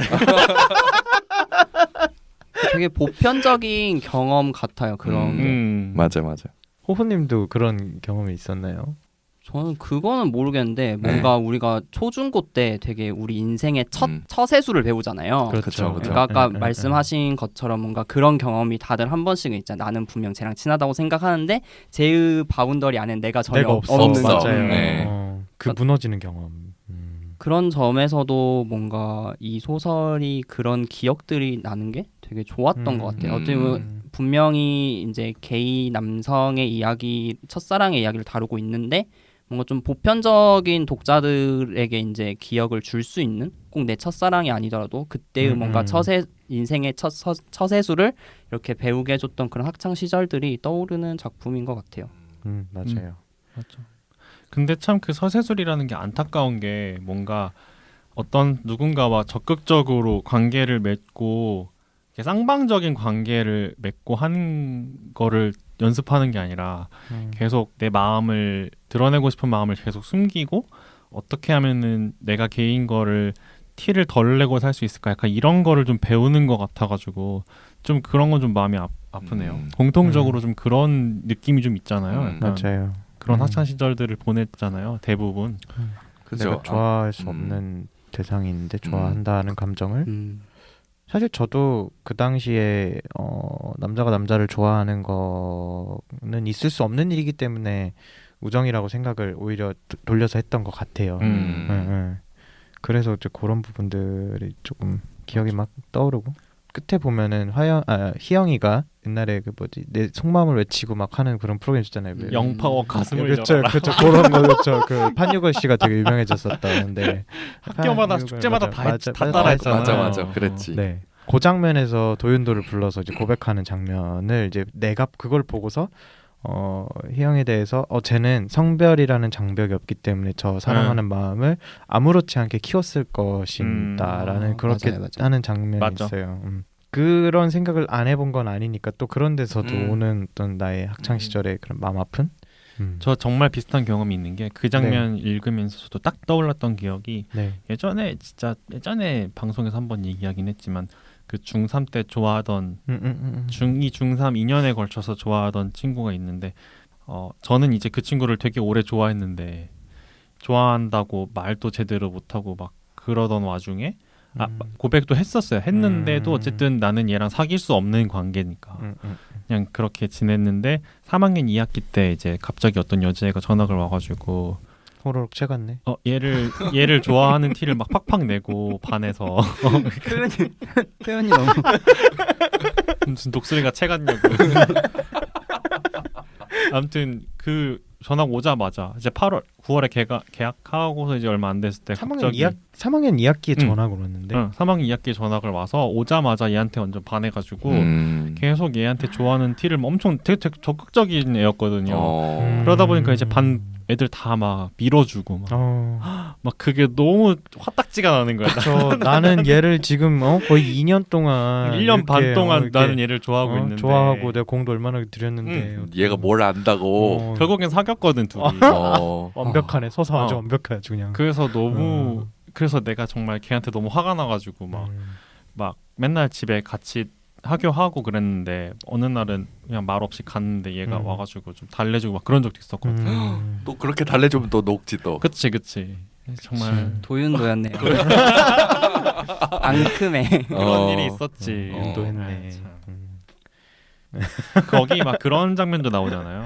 얘네가 이제 한창 이제 그때가 2년 3년이에요. 처음 만난 건 2002년. 네, 2년 3년 막 이때니까 이제 그때가 이제 한창 싸이월드가 막 붐이 일어날 때. 그랬죠. 그래서 이제 싸이월드로 교환 일기 쓰고 막 이러잖아요. 맞아. 공유 다이어리. 공유 다이어리. 제가 그거 고등학교 때 들켜갖고 아우팅 당했잖아요. 저번에 얘기했었잖아요. 네, 누구랑 썼다 그랬죠? 맞아. 그때 처음 이제 웹상으로 알아서 사귀자고 했던 그 동갑 친구가 있었어요. 그랬구나. 만난 적은 있었는데 그 친구랑? 전혀 없었어요. 그 친구는 제가 20대 중반에 만났어. 20대 중반에 결국에 호호님 표정이 안 만나고 사귀어? 이런 표정인데? 그때는 그럴 수밖에 없었다. 네. 어쩔 수 없었다. 그때는 뭐 카페 어쨌든 카페 활동 그냥 뭐라 그래야 돼? 그냥 진짜 인터넷상으로 만나가지고 그냥 얘기하고 얘기해서 랜선으로 사귀고 랜선으로 헤어지고 전화하고 나 같은 사람을 처음 보니까 그러니까 본 건 아니지만 어쨌든 처음 대화를 하니까 얼마나 맞아요. 신기하고 그 동질감이 들고 그랬겠어. 그러니까는 심지어 그 친구도 저도 기숙사 학교였는데 그 친구도 기숙사에 있는 학교를 다녔었고 그러다 보니까 이제 공통점도 많고 서로 뭐 할 시간도 많고 이러니까 연락을 하게 되면서 사실 지금 생각해 보면 인터넷으로 롤 플레잉을 한 거다 약간 그런 생각 들지만 사귀자 했고 이제 그 친구랑 이제 그런 식으로 이렇게 다이어리를 썼었죠. 네. 저도 그때 아까 방금 얘기했던 중학교 때 좋아했던 그 친구랑 그런 걸 썼어요. 교환 일기. 교환 일기. 어떤 물리적인 교환 일기. 그 수첩 그 열쇠로 열고 닫을 수 있는 그런 거를 사가지고 교환 일기네 진짜. 너무 귀엽다. 근데 너무 웃기지 않아요? 나는 내가 좋아하니까 썼지만 내가 쓰자 했을 때 걔도 그거를 또 응해줬단 말이야. 윤도네. 헤테로인데. 윤도네. 근데 윤도는 나는 헤테로가 아니라고 생각해요. 맞아요. 아무튼 근데 어쨌든 얘는 정말 빼박 헤테로인데도 내가 자기를 좋아하는 것도 알고 있었는데도 그렇게 막 다 맞춰줬거든. 근데 막 그 교환일기 쓰면서 나는 정말 받자마자 막 써가지고 하루 이틀 만에 써가지고 주는데 얘는 받고서 한 3, 4일 동안 안 주고면 계속 너 언제 줄 거냐고 막 맨날 이러고 막 그랬었거든. 도윤도야. 계속 말끝마다 도윤도 잊고 있던 기억이 생각났어요. 그래서 근데 이거를 계속 쓰다가 한 2권 정도 썼나? 진짜 많이 썼다. 꽤 썼어. 와. 그리고 이거 말고도 이제 그 노트 찢어가지고 막 쪽지 주고 받는 거. 딱지 모양 접어가지고 주는 거 있잖아. 막. 그것도 막 맨날 주고받고 했거든요. 근데 이제 제가 이 친구랑 고등학교를 다른 데를 가게 되면서 이제 헤어지게 됐는데 중학교 졸업하고 2월인가 그때 그 이거를 편지랑 뭐 주고받았던 편지랑 뭐 그 교환일기 이거를 다 그 쿠키 깡통 있잖아요. 쿠키 깡통에 담아서 막 테이프로 밀봉하고 비닐봉투에 막 한 2겹 3겹 이렇게 싸가지고 임장봉투처럼 뭐 그런 거에 임장봉투까지는 아니고 그냥 비닐봉투에다가 방수되게 임장봉투까지는 없었어요. 타임머신 아니야? 그게 타임캡슐 그거를 그거를 저희 집 마당 한 켠에 묻었어요. 지금 어디 묻혀 있어 지금. 기억이 안 나 어디 있는지? 기억이 안 나. 그 엑스를 찍어봐야 되겠다. 빨리 땅에. 재개발해야지. 그거. 아니 다행히 뭐 사유지라 누가 퍼낼 일은 없어요. 그렇죠. 근데 이게 어디 이제 나중에 누구 손에 넘어가서 그 사람이 땅을 파거나 하면 이제 이게 뭐야 하면서 그게 나올 수는 있는데 옛날 고문서네 고문서. 근데 약간 지금 좀 네. 약간 걱정이야. 이 방송 이거- 들으시고 어머니가 이거 엄마도 모르시는데 사실. 진짜 어머니 빨리 이거를 네. 한번 파주셔야 네, 되겠어요. 대충 감이 오시는 곳에 상추를 심어야겠어. 빨리. 사실 어딘지 위치는 아는데 그때 뭔가를 박아놨거든요 말뚝 같은 거를. 근데 몇 년 뒤에 가보니까 그 말뚝이 뽑혀 있더라고 어딘지. 위치 그러면 표시한 게. 어머니가 기억하고 계실 확률이 되게 높고 아니야. 내가 뽑았는데 막 이렇게 그거를 그거를 치우신 아빠는 기억, 엄마가 치우신 뽑으셨을 기억이 거야. 이게 여기 꽂혀 있을까 근데 하고 뭐 문득 스쳐 지나가면서 근데 기억이 엄청 나실 거야. 티나는 말뚝도 아니었고 그냥 정말 평범한 막대기 같은 거 하나였기 때문에 기억이 못 하실 수도 있어요. 근데 아무튼 그게 대충 거기 어딘가에 한 가로 세로 한 2m 정도는 기억이 나요. 그래서 거기를 다 파볼 수도 없고 지금. 그러네. 이거 왜 파냐 그럴 거 아니야. 아니 뭐 이제 상관없나? 이제 상관없지. 근데 아무튼 뭔가 이걸 보면서 그때 생각이 막 잊어버렸고 있던 그게 생각만 나는 거야. 근데 우리 때 중학교 때 그런 교환일기 쓰는 게 좀 유행이긴 했어요. 그렇죠. 지금 맞아요. 저도 잊고 있던 제가 초등학교 때부터 좋아했던 같은 중학교까지 갔거든요. 초등학교 때부터. 근데 그 친구랑 막 썼던 기억이 나요. 그 지금 표지가 기억이 났어. 막 번떡거리는 그런 재질이었는데 그거 저도 한 2-3번 쓰다가 진짜 시덥지 않은 얘기 막 쓰는 그런 거잖아요. 그게 갑자기 기억이 나서 그게 아마 지금 저도 어딨어? 어딘가 있을 건데 어디 묻혀 있어? 집에 있을 거야 분명히. 저는 그 초등학교 때부터 중학교 무섭지, 약간. 때까지 고등학교 때까지 했던 모든 책과 문서들이 다 제 방에 있거든요. 고향 집에. 근데 거기를 제가 거의 창고처럼 이렇게 막아놔갖고 제 어머니도 못 건들 거예요 아마. 뭐 정리를 하다가 봤을라나 싶기도 한데 뭐 그때는 근데 뭐 제가 이렇게 티를 내던 때는 아니어서. 호호님은 이런 경험 없어요? 저는 그런 귀여운 경험이 없네요. 근데 저는 그런 적은 있어요. 그 싸이월드를 할 때 싸이월드 약간 클럽 같은 게 있었잖아요. 그쵸. 사이클럽. 그 이제 네이버로 치면 동호회 카페 같은 카페 맞아. 같은 그런 맞아요. 게 있었잖아요. 근데 거기에서 이제 약간 그런 키워드를 검색해서 들어가서 그런 데를 가입했던 거야. 뭔가 게이들의 놀이터 약간 맞아요. 그런 데를 맞아. 가입했는데 뭔가 그런 컴퓨터를 다루고 뭔가 그런 메신저를 다루는 게 익숙하지 않으니까 그거를 내가 가입한 클럽을 비공개해야 되는데 비공개를 해놓지 않은 거예요. 막 그게 전적이 뜨는 거야. 그래서 아, 맞아. 근데 또 막 1초는 막 파도 타기를 해가지고 이게 다른 사람이 들어오잖아요. 넘어올 수 있잖아요. 맞아요. 고등학교 때 한 학년 선배가 갑자기 일촌평으로 음. 막 뭐 나 누구 이렇게 형의 친구인데 너 뭐 혹시 게이야? 막 이러는 거야. 일촌평에다 그걸 달아. 이제 그 일촌평도 나만 볼 수 있게 할 수 있잖아요. 놀래라. 그래가지고 이제 방명록? 방명록에 방명록. 일천평은 공개. 일촌평 공개인데 저 방명록. 너무 오래됐어요.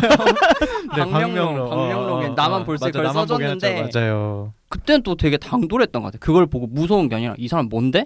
뭐지? 막 이래가지고 근데 또 누군지 알았어. 얼굴을 누구 형의 지냐까 그럼 그 무리의 누구구나 해서 알아서 근데 어떻게 하다 그 사람을 사귄 거예요. 사귀었다고요? 그 사람. 그러니까 그 사람이 그렇게 물어본 게 뭐 나를 이렇게 위협하려는 게 아니라 이제 좋아해서? 약간 설마? 나한테 관심이 있었는데 눈에 갔는데 이제 그렇다고 하니까 애가 뭔가 가능성이 있겠다 싶었나 보죠. 가지고 근데 되게 당돌하다. 그 사람도. 너 게이야? 아니면 어떡하려고. 그래서 아니 뭐 다 빠져나갈 구멍은 생각해놨겠지. 다 뭐 어떻게 하면. 아이고 그래도 그 정도 예의는 있죠. 서로에게 뭔가 이렇게 뭐 나쁜 짓을 할 그런 또 때는 아니니까. 그렇죠. 뭐 그렇죠. 재밌는 경험이네요. 신기한 경험이네. 흔치 않은 진짜 경험. 흔치 않은 경험이다. 잘 살까요? 뭐 그렇게 기억나는 연애 대상은 아닌 것 같아요. 잘 살겠죠. 잘 살겠지. 이쪽 나오셨겠죠. 나와서 살고 계시겠죠. 지금 생각해보면 되게 전형적인 게이의 느낌이 있는 것 같아요. 그때는 몰랐는데 티네이저 게이. 지금 4명 다 약간 머릿속으로 과거 생각하고 있는 것 맞아요. 같아요. 지금 표정들이. 누군가 스쳐지 막 지나가고. 저도 갑자기 어. 떠오르는 사람이 하나가 생겼어요. 네네. 제가 좋아했던 사람 말고 어떤 애가 하나 있었는데 고등학생 때예요. 어떤 애가 있었는데 걔가 그 당시에 지금 생각해 보니까 BL물을 봤던 것 같아요. BL을? 네, BL을. 왜냐면 그때 알파 오메가 세계관이 있잖아요. 왜? 되게 유구한 세계관이구나. 네, 되게 오래된 그렇구나. 세계관이에요. 그 당시에 갑자기 그 단어를 사용을 막 하면서 알파랑 오메가라는 말을 하면서요? 그때 그런 말을 하면서 뭐 저보고 맨날 알파 같은 애라고 맨날 이렇게 얘기했단 말이에요. 그 남자애가 살면서 알파 소리도 들어보셨네. 네, 그래서 뭐 모르시는 분들을 위해서 좀 설명을 해야 되나요? 저번에 한번 하긴 했는데 네. 뭐 이게 알파 오메가라는 게 이제 약간 남성이 임신할 수 있는. 네, 맞아요. 그 쉽게 말하면 그렇게 포장을 하자면 그냥 그런 세계관이에요. 그냥 약간 사람이 아닌. 네, 남성들끼리 네. 약간 임신이 가능하고 맞아요. 좀 뭐 페로몬을 약간, 뿜고 네. 뭐 사이클이 오고. 뭐 그런 그쵸. 네. 미쳤다. 아무튼 네 그럼 BL의 약간 어떤 장르예요 하나의. 맞아요. 하나의 그냥 판타지 장르. 마블 같은. 유니버스 같은 거예요. 그쵸. 살짝. 아니 그것도 유니버스잖아요. 맞아요. 마블 유니버스 같은 거예요. 맞아요. 근데 맞아요. 그 친구가 어떻게 해서든 저하고 뭔가 그런 관계를 만들고 싶어 했었던 기억이 있어요. 지금 갑자기 생각났어요. 본인이 오메가라면서? 네. 진짜로 그랬어요. 그래서 그때 그 친구가 저한테 싸이월드 그거를 쓰자 그래가지고 공유 다이어리. 공유 다이어리. 그래서 저도 쓴 적이 있어요. 지금 생각해 보니까 그때가 이제 한 2007년 8년 이럴 때였는데. 그네 딱 우리가 한참 싸이를 많이 쓸 때. 네 맞아요. 그래서 되게 지금 생각해 보니까 나한테도 이런 애가 있었네. 그런 생각이 드는 거예요. 왜냐면 그때 저는 디나이얼로 살았고 엄청 성당도 열심히 다니고 막 그랬던 사람이었으니까 그때는. 그래서 약간 그런 어쨌든 경계에 서 있었죠. 되게 그런 맞아요. 그랬네 생각해 보니까. 다시 한번 작가님이 참 명확하신 영민하신 그 말이 진짜 딱 맞지 않아요? 맞아요. 되게 잘 하신다. 잘하시네. 이런 것들을 떠올리게 하는. 맛있겠어 글을. 되게 그러니까요. 줄 서서 먹고 싶어. 다음 거 빨리 내놓으라고. 다음 작품. 책 내신 지 2달밖에 안 됐는데 다음 작품 또 내놓으라고 막. 그러니까 또 첫 장편 소설인데 뭔가 이분이 뭔가 그런 중단편에서 장편도 이끌어갈 수 있는 맞아요. 능력이 이런 걸 내가 판단해도 되는 건 아니지만 뭔가 이런 능력이 출중하신 분이구나라고 생각이 들었던 작품인 것 같아요. 맞아요. 이 작품을 보면서 느꼈던 게 뭐냐면은 아 이게 평생에 선한 사람은 없구나를 느꼈거든요. 그러니까 모두가 가해자인 경험도 있고 피해자인 경험도 있으면서 뭔가 이제 게이 이야기를 쓰는데 되게 뭔가 이렇게 포괄적인 약간 유니버셜한 이야기로 항상 이렇게 생각을 하게 되는 것 같아요. 작품이. 방금 말씀하신 것처럼 나는 방금 계속 도윤도 무슨 새끼 했지만 마치 피해자만인 것처럼 보일 수 있지만 근데 또 사실 따지고 보면은 내가 또 테리한테 되게 못할 짓도 많이 맞아요. 했잖아요. 그러니까는 결국에는 우리는 살면서 다 누군가에게 테리이기도 했고 그쵸. 누군가에게 윤도이기도 했고 누군가 윤도이기도 했고 내가 테리이기도 했고 그랬던 것 같아요. 그런 얘기들을 뭔가 세 명의 인물로서 잘 보여주시는 것 같아요. 근데 읽으면서 느꼈던 건 한편으로는 결국 이렇게 숨기고 살 수밖에 없는 사회니까 또 가능한 일인 거잖아요. 제도권에서 교육에서 품어주지 못하니까 그래서 나온 서사긴 하죠. 네, 확실히. 그래서 나온 서사잖아요. 그러니까 서사가 어떻게 보면은 지금 생각해 보니까 굉장히 반복적으로 여러 사람에게 그것도 지정성별 남성한테는 이제 게이라고 이제 정체를 하고 있는 사람이면 네. 이제 더더욱 그런 경험을 할 수밖에 없게 만드는. 그렇죠. 그래서 그런 것 같네요. 지금 보니까. 이게 이제 왜 숨겼어야 했는지에 대한 얘기가 처음에는 이제 나의 어떤 입장, 내가 이거 밝혔을 때 나는 되게 힘든 삶을 살 거야. 뭐 사람들한테 무시를 당할 거야. 이렇게 얘기를 하다가 테리라는 캐릭터가 이제 당하는 폭력으로서 이제 보여주잖아요. 우리가 그 당시에 어떤 위협을 받고 있었는지, 실제 어떤 위협도 실제 했는지를 보여주는데. 사실 진짜 안 보고 자란 것도 아니고 우리가 그것들을 유니버설하게 그리고 되게 많은 지금 이 자리엔 4명밖에 없지만 되게 이것들을 읽었던 사람 중에 나도 그랬었어라고 할 수 있는 만한 보편적인 어떤 폭력적인 상황 안에 있었던 거란 말이에요. 우리가 그래서 나온 서사고 그래서 더 이 얘기가 많은 사람들한테 읽혀졌으면 좋겠다. 네. 우리가 그런 고난과 역경을 네, 겪고 자라온 세대다. 약간 이런 얘기들을 좀 지금 보니까 다들 굉장히 고생하고 살았네요. 고생했습니다. 모르겠어요. 뭐 누군가한테는 그게 고생이냐라고 들릴 수도 있겠지만 네, 어쨌든 그렇죠. 누군가한테 존재 자체가 부정당할 수도 있다라는 거를 어릴 때부터 체화해서 살아온 사람들이다 보니까 아무래도 스스로를 계속 감추는 법부터 배웠던 거죠. 맞아요. 저 같은 경우는 그러니까 윤도 제가 쫓아다니던 애도 있었지만 저랑 아주 어릴 때부터 테리와 윤도의 중간적인 느낌으로 관계를 이어나가던 친구가 있었어요. 실제로 그 친구가 나중에 이제 성인이 되고 나서 만났을 때는 뭐 이 친구가 바인지 게인지 뭐 스스로 생각을 하진 않고 있는 것 같고 그냥 나는 너 아니면 다른 남자한테는 그런 감정이나 그런 성적인 행위를 하지 않았다 그랬었는데 그 친구도 생각을 해보면 그 친구는 결국에는 이제 본인이 여자를 좋아해서 그쪽으로 갔다. 나는 너랑은 어릴 때부터 그렇게 지냈기 때문에 그냥 그런 일이 있었던 거지. 뭐 어디 밖에 나가서 그렇게 뭐 얘기한다든 그걸 안 그랬으면 좋겠다라고 나한테 얘기를 했던 거를 보면은 도윤도네. 윤도와 테리의 중간. 아무튼 윤도죠, 윤도. 그렇죠. 네, 윤도인 친구네. 그 친구랑은 제가 초등학교 3학년 때부터 그랬던 것 같아. 역사가 기네요. 네, 갑자기 그런 생각이 드네요 또. 저는 이 소설을 읽으면서 되게 오랫동안 잊고 있던 어떤 날이 떠올랐는데 되게 짝사랑을 오래 하면서 교환 얘기도 쓰고 하면서 나름 행복했어요. 행복한 그 당시 그 작은 세상에서 나름 행복했었어. 그렇게 말해서 더 안 행복해 보여요. 그래서 웃겼어 지금. 그러니까 아까는 뭐 윤도 욕하다가 엄청 웃은 이유가 아니 왜 근데 그런 거 있잖아. 그 당시에는 행복하잖아.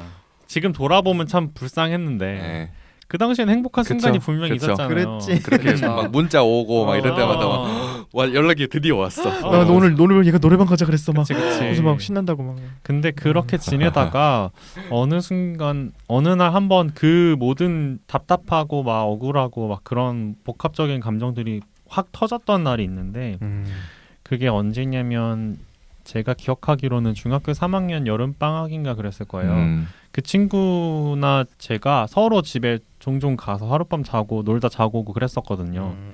근데 그날은 저희 부모님이 어디를 가셨었고 그래서 여름방학이었던 것 같아요. 부모님 어디 가셨고 이 친구가 저희 집에 와서 뭐 평소처럼 놀다가 제 방에서 같이 자려고 하고 있었는데 근데 뭐 얘랑 어떤 뭐 섹슈얼한 일은 일어나지 않았었어요. 이 친구랑은 그냥 저 혼자 좋아했었지. 근데 이렇게 놀다가 이 친구가 이렇게 실수로 장난을 치다가 팔꿈치로 제 코를 팍 쳐서 코피가 막 아이고 좀 난 적이 있었거든요. 그래서 그냥 코피 날 수 있잖아요 부딪히면은. 그러니까. 근데 그게 계속 억울하고 막 근데 막 서럽고 막. 눈물이 이렇게 나는 거예요. 근데 얘는 되게 당황스럽잖아. 그쵸. 내가 막 코피 나는데 우니까 어디 심하게 다쳤나? 아픈가? 어디 심하게 아픈가 막 걱정돼서 야, 괜찮아? 뭐 괜찮아 물어보는데 사실 나는 코피는 별로 안 아파. 근데 그냥 그 순간 그 코피가 터지면서 내 감정이 같이 터진 거야.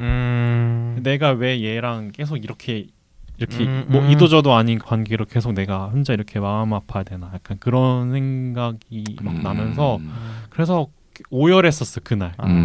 무슨 그날이 갑자기 생각이 나는 거야. 한참 읽고 있다가 이 소설을 읽는데 비슷한 장면이 나오긴 비슷한 하죠. 장면이 나오잖아요.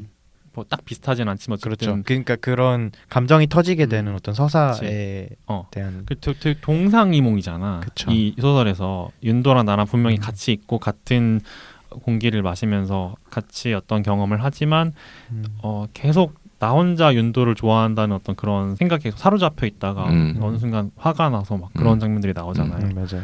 근데 그 장면을 읽다가 이때 생각이 딱 나더라고요. 나도 그때 그랬었지 싶으면서. 그랬죠. 왜 그렇게 쟁취하고 싶었을까요 그때는? 사람을? 누구를 좋아하면은 사실 내게 아니어도 되지 않나 그쵸. 싶은 마음이 지금은 들고. 아까 한나가 얘기한 것처럼 나이가 들었으니까 이제 이게 사람은 소유하고 싶다고 해서 소유되는 게 아니구나 이걸 느껴서 그랬다는 거지. 그때는 처음으로 이제 의사소통을 배우는 과정에서 다른 사람과의 그런 사회화 과정을 배우는 과정에서 보고 자라는 게 아빠는 엄마의 것, 엄마는 아빠의 것, 약간 이런 가족 관계를 오히려 보고 자랐으니까 그래서 이 사람도 나한테 그럴 수 있지 않을까라는 생각을 이제 먼저 하게 될 것이고 그렇지 않은 이상 사실 이 사람하고 결혼도 하고 막 갑자기 노후도 막 갑자기 막 미래를 갑자기 확 그리게 되는 이런 일은 벌어지지 않을 거 아니에요. 그러니까 이것도 어떻게 보면은 좀 그런 가족 관계 아니면 가족이 가지고 있는 그런 사회에서의 의미가 우리한테 어느 정도 좀 체화된 거죠. 그렇죠. 체화된 게 있을 거고. 그러니까 이제 이 친구랑 이렇게 사귀게 되면 이렇게 평생 갈 것 같고 그리고 이 친구랑 이렇게 가족 관계 같은 것도 막 만들어내 가지고 보고 자란 게 헤테로 문화. 그런 문화니까 그렇지 않았을까 싶어요. 지금 생각해 보면. 말씀을 들어보니까 우리가 보고 자란 게 그런 이분법적인 그런 것밖에 없어서 우리도 그렇게 되고 싶다는 생각을 했는데 이제 좀 나이 20대가 지나서 뭔가 친구들도 더 많이 만나보고 더 많이 경험을 하니까 둘로 나눠지지 않는 거죠 세상은. 그렇죠. 그렇죠. 그러니까 그런 걸 알게 되는 것 맞아. 같아요.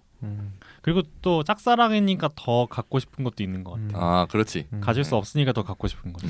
사실 나라는 인물이 윤도를 이제 대하는 어떤 것들을 보면 약간 폭력적일 때도 좀 있어요. 그러니까 실제로 윤도를 그렇게 하려고 했던 어떤 그런 제스처를 취하지는 않았지만 나는 그렇잖아요. 뭐 이 친구를 내 것으로 만들어야 되고 뭐 사적인 영역에 본인 죄책감을 느끼면서도 이 친구를 어떻게든 소유해야 되기 때문에 얘 어떤 뭐 미니홈피를 막 긁어온다든가 막 이런 행동들을 하잖아요.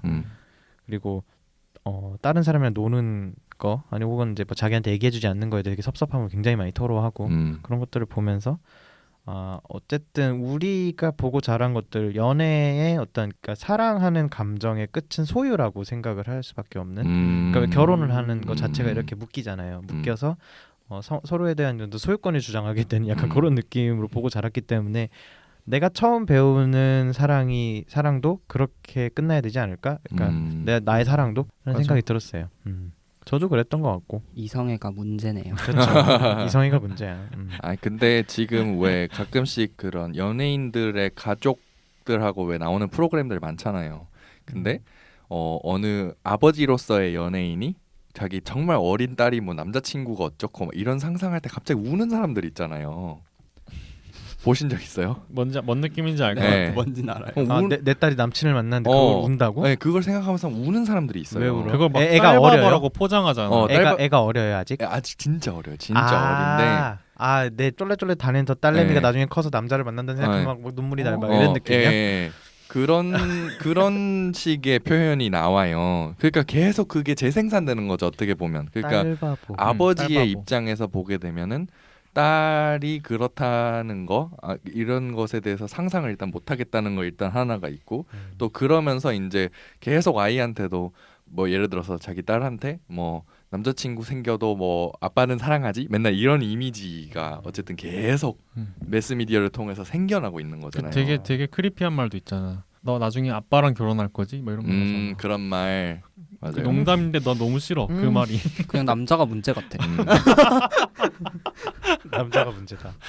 근데 어렸을 때는 왜 특히 남자애들 그러니까 저는 그런 적이 한 번도 없다 그러는데 이제 왜 남자애들 같은 경우는 나는 커서 엄마하고 결혼할 거야 이렇게 얘기하는 사람 애들이 많다 그러잖아요. 엄마 같은 사람이랑 그렇죠. 결혼할 엄마 같은 거야. 사람이랑 결혼할 거야라고 하는. 근데 저는 한 번도 그런 말을 한 적이 없대요. 네, 그래서 저는 오히려 되게 어렸을 때 막 우리 유치원에 막 체육 선생님 남자 선생님 계셨어요. 그 체육 선생님 같은 사람 될 거라고 맨날 그렇게 얘기를 했었대요. 다행이다. 뭐 결혼할 것까지 롤모델이 있었다. 네, 롤모델이 있었다. 근데 지금 생각해 보니까 그런 사람을 좋아하지 않았을까? 되게 어렸을 때도 하여튼 그런데 그런 약간 뭐라 그래야 될까? 이런 계속 이런 이야기를 얘기하고 또 어렸을 때에도 잠재적으로 아이한테 이런 부모에 대한 사랑 같은 거 아니면 부모님과의 그런 그 부모님 간의 관계 그러니까 평생 내 짝은 하나일 것이다라고 하는 그런 아이들에 대한 주입 약간 이런 게 있었지 않았을까 싶기는 해요. 그렇죠. 그래요, 맞아. 그런 것 때문에 사실 우리가 더 고통을 받았던 것 같아. 이게 어쨌든 사랑이라는 걸 그렇게 배웠어요. 가져야 돼. 그리고 종국에는 서로한테 종속이 돼야 돼. 네. 그랬는데 사회가 보여주는 거는 남자와 남자, 뭐 여자와 여자는 그렇게 될 수 없는 관계라고 자꾸 가르치는 거. 이제 거기서 오는 괴리감과 내 행동이 특히나 여기 나오는 나 같은 경우는 어머니가 또 되게 독실한 천주교 신자잖아요. 그렇죠. 저희 어머니도 약간 그런데. 그러다 보니까 호모섹슈얼이즈 씬 약간 그런 느낌으로 자꾸 얘기를 하니까 이 친구도 거기서 오는 괴리감 때문에 되게 힘들어하잖아요. 그 중간에 또 그런 얘기를 해요. 내가 내 존재 처음 초반이었나? 내가 내 존재를 계속 부정하는 이 공간에 있어야 되는 건가라고 막 그래 성당 나가기 싫다. 억지로 가서 있기는 하지만 막 이런 얘기를 하잖아요. 갑자기 호호님 생각이 많으신 것 같아요. 근데 소설에서 나는 되게 미운 것 같아요. 제 기준에 밉다고요? 뭔가 호호님이 생각하기에 좀 밉다. 나아가. 아니 또 이런 이야기를 듣다 보니까 네. 어찌됐든 호호가 테리는 자기보다 약자라고 이렇게 느꼈던 것 같고 그렇기 때문에 그런 폭력적인 행위들을 했던 것 같은데 윤도 앞에서는 뭔가 그러니까 여지는 윤도가 줬는데 윤도를 가스라이팅한 건 난 것 같아. 근데 그걸 먹혀들진 않았지만 그러네요. 넌 내 거야라고 자꾸 이제 시도를 했죠. 맞아. 연애는 가스라이팅이다. 누가 그랬어? 그러니까 처음에는 되게 이 소설을 이야기하자고 할 때는 뭔가 뭐 10대들의 첫사랑 이야기입니다라고 한 줄로 설명할 수 있겠지라고 생각을 하고 왔는데 이제 막 이야기를 또 나누다 보니까 내가 그렇게 우리가 막 짠하다고 생각할 인물은 아닌 것 같은 거예요. 계속 맞아요. 이야기를 듣다 보니 저도 읽어 나갈수록 그러니까 공감을 했지 이 캐릭터를 저하고 동일시하거나 막 그런 과정은 없었어요. 왜냐하면은 그러니까 사실 나의 모습과 실제로 저의 모습이 맞는 부분들이 분명 매칭이 되는 부분들이 있을 거예요. 저도 누군가에겐 가해자였을 수도 있고 그랬는데 싫은 거죠. 분명히 싫은 모습들이 이렇게 보이는 거고 내 마음속에서 뭔가 좀 나라는 캐릭터도 좀 그런데라는 게 있으니까 제가 저를 동일시하고 보지는 않았던 것 같아요. 저는 오히려 그런 생각도 많이 했어요. 내가 전에 좋아했던 그 친구한테 되게 뭔가를 강요했구나 이런 것들을. 강요했구나. 방금 가스라이팅했다고 호호님이 말씀하셨는데 저도 그러니까 지금뿐 아니라 그런 생각을 나중에 성인이 돼서 돌이켜 보면서 종종 했어요. 내가 그 친구한테 얘는 어쨌든 나를 좋아한 게 아닌데, 그러니까 친구로만 좋아한 건데 내가 얘한테 너무 그 이상의 것들을 일방적으로 되게 강요하고 요구했었구나. 그리고 그 기대치에 내 기준에 기대치에 못 미치면은 얘한테 막 짜증내고 막 그런 일들을 내가 했었구나. 그것도 결국엔 다 가스라이팅이잖아요. 그렇죠. 좋아하고 뭐 성별이 동일하고 이런 걸 다 떠나서 그냥 사람과 사람으로서 이제 대한다고 그쵸. 생각을 해보면 감정이나 행동을 강요하면 안 되는데. 그렇죠. 아, 참 이것도 너무 가슴이 아픈 게 지금 이 얘기를 들으면서 뭐가 딱 스쳐 지나가냐면 네. 그 영화 제목 뭐죠? 그 복숭아. Call me by by your name. Call me by your name. 복수하면 다 알아. 네. Call me by your name. 네. 근데 그 Call me by your name에서 사실 그 엘리오가 올리버하고 사실 그런 그러니까 우리는 대한민국에 살면은 느껴볼 수 없는 그 누군가와 사귀는 감정을 그렇죠. 사실 10대의 엘리오는 느낄 수 있었던 거 아니에요? 어떻게 보면 부모의 묵인하에 그렇죠. 그죠? 암묵적 지지. 암묵적 지지하에 그거 약간 자전 소설이기도 하지 않았어요? 뭐 자세히는 뭐 자전인지는 모르겠어요. 모르겠어요. 네. 어쨌든 그래서 그럴 수 있었던 거잖아요. 어떻게 보면 물론 그렇다고 해서 그 당시에 프랑스 사회나 그 당시에 미국 사회가 모두가 다 그랬다는 것은 아니지만 그렇죠. 80년대. 80년대니까. 네네네. 그러니까 그렇다는 거는 아니지만 사실 대한민국에 사는 약간 이런 사람들의 입장에서 게이의 입장에서 특히 10대 게이의 입장에서 그 당시에 이제 차라리 정말 누군가와 사귀고 막 누군가 섹스도 하고 막 누군가한테 나의 감정을 열렬히 뭔가 표현할 수 있다라고 하는 누군가와의 딱 그런 관계가 있어서 차라리 그런 식의 경험이 있었으면 또 어땠을까? 라는 생각이 들어요. 그러니까 차라리 그렇게 근대성이 얘기하는 그런 가족의 개념에서 네. 정말 상대방을 소유해야 되고 약간 이런 거라면 그런 거를 소유하게 할 수 있는 그러니까 상대방을 어떻게 해서든 이렇게 사귈 수 있는 그런 감정을 또 느끼면서 우리 10대들이 자라면 또 어떤 결과가 나타날지가 전 너무 궁금해요. 지금 사실 그럴 수가 없으니까 그렇죠. 다들 지금 이렇게 커가지고 막 10대 때 자꾸 이런 거에 대해서 상상하게 되고 힘들었던 기억. 힘들었던 기억에 대해서 상상하게 되고 막 그렇잖아요. 근데 그런 사람들이 그런 식으로 그런 경험을 하지 않고 그냥 정말 사귀고 싶을 때 사귀고 섹스하고 싶을 때 딱 하고 약간 이런 식으로 이제 그렇게 살았더라면 지금 20대가 됐을 때에 어떻게 아니면 30대가 됐을 때 과거로 또 어떻게 돌아보게 될까? 그렇죠. 저는 그게 정말 너무너무 궁금해요.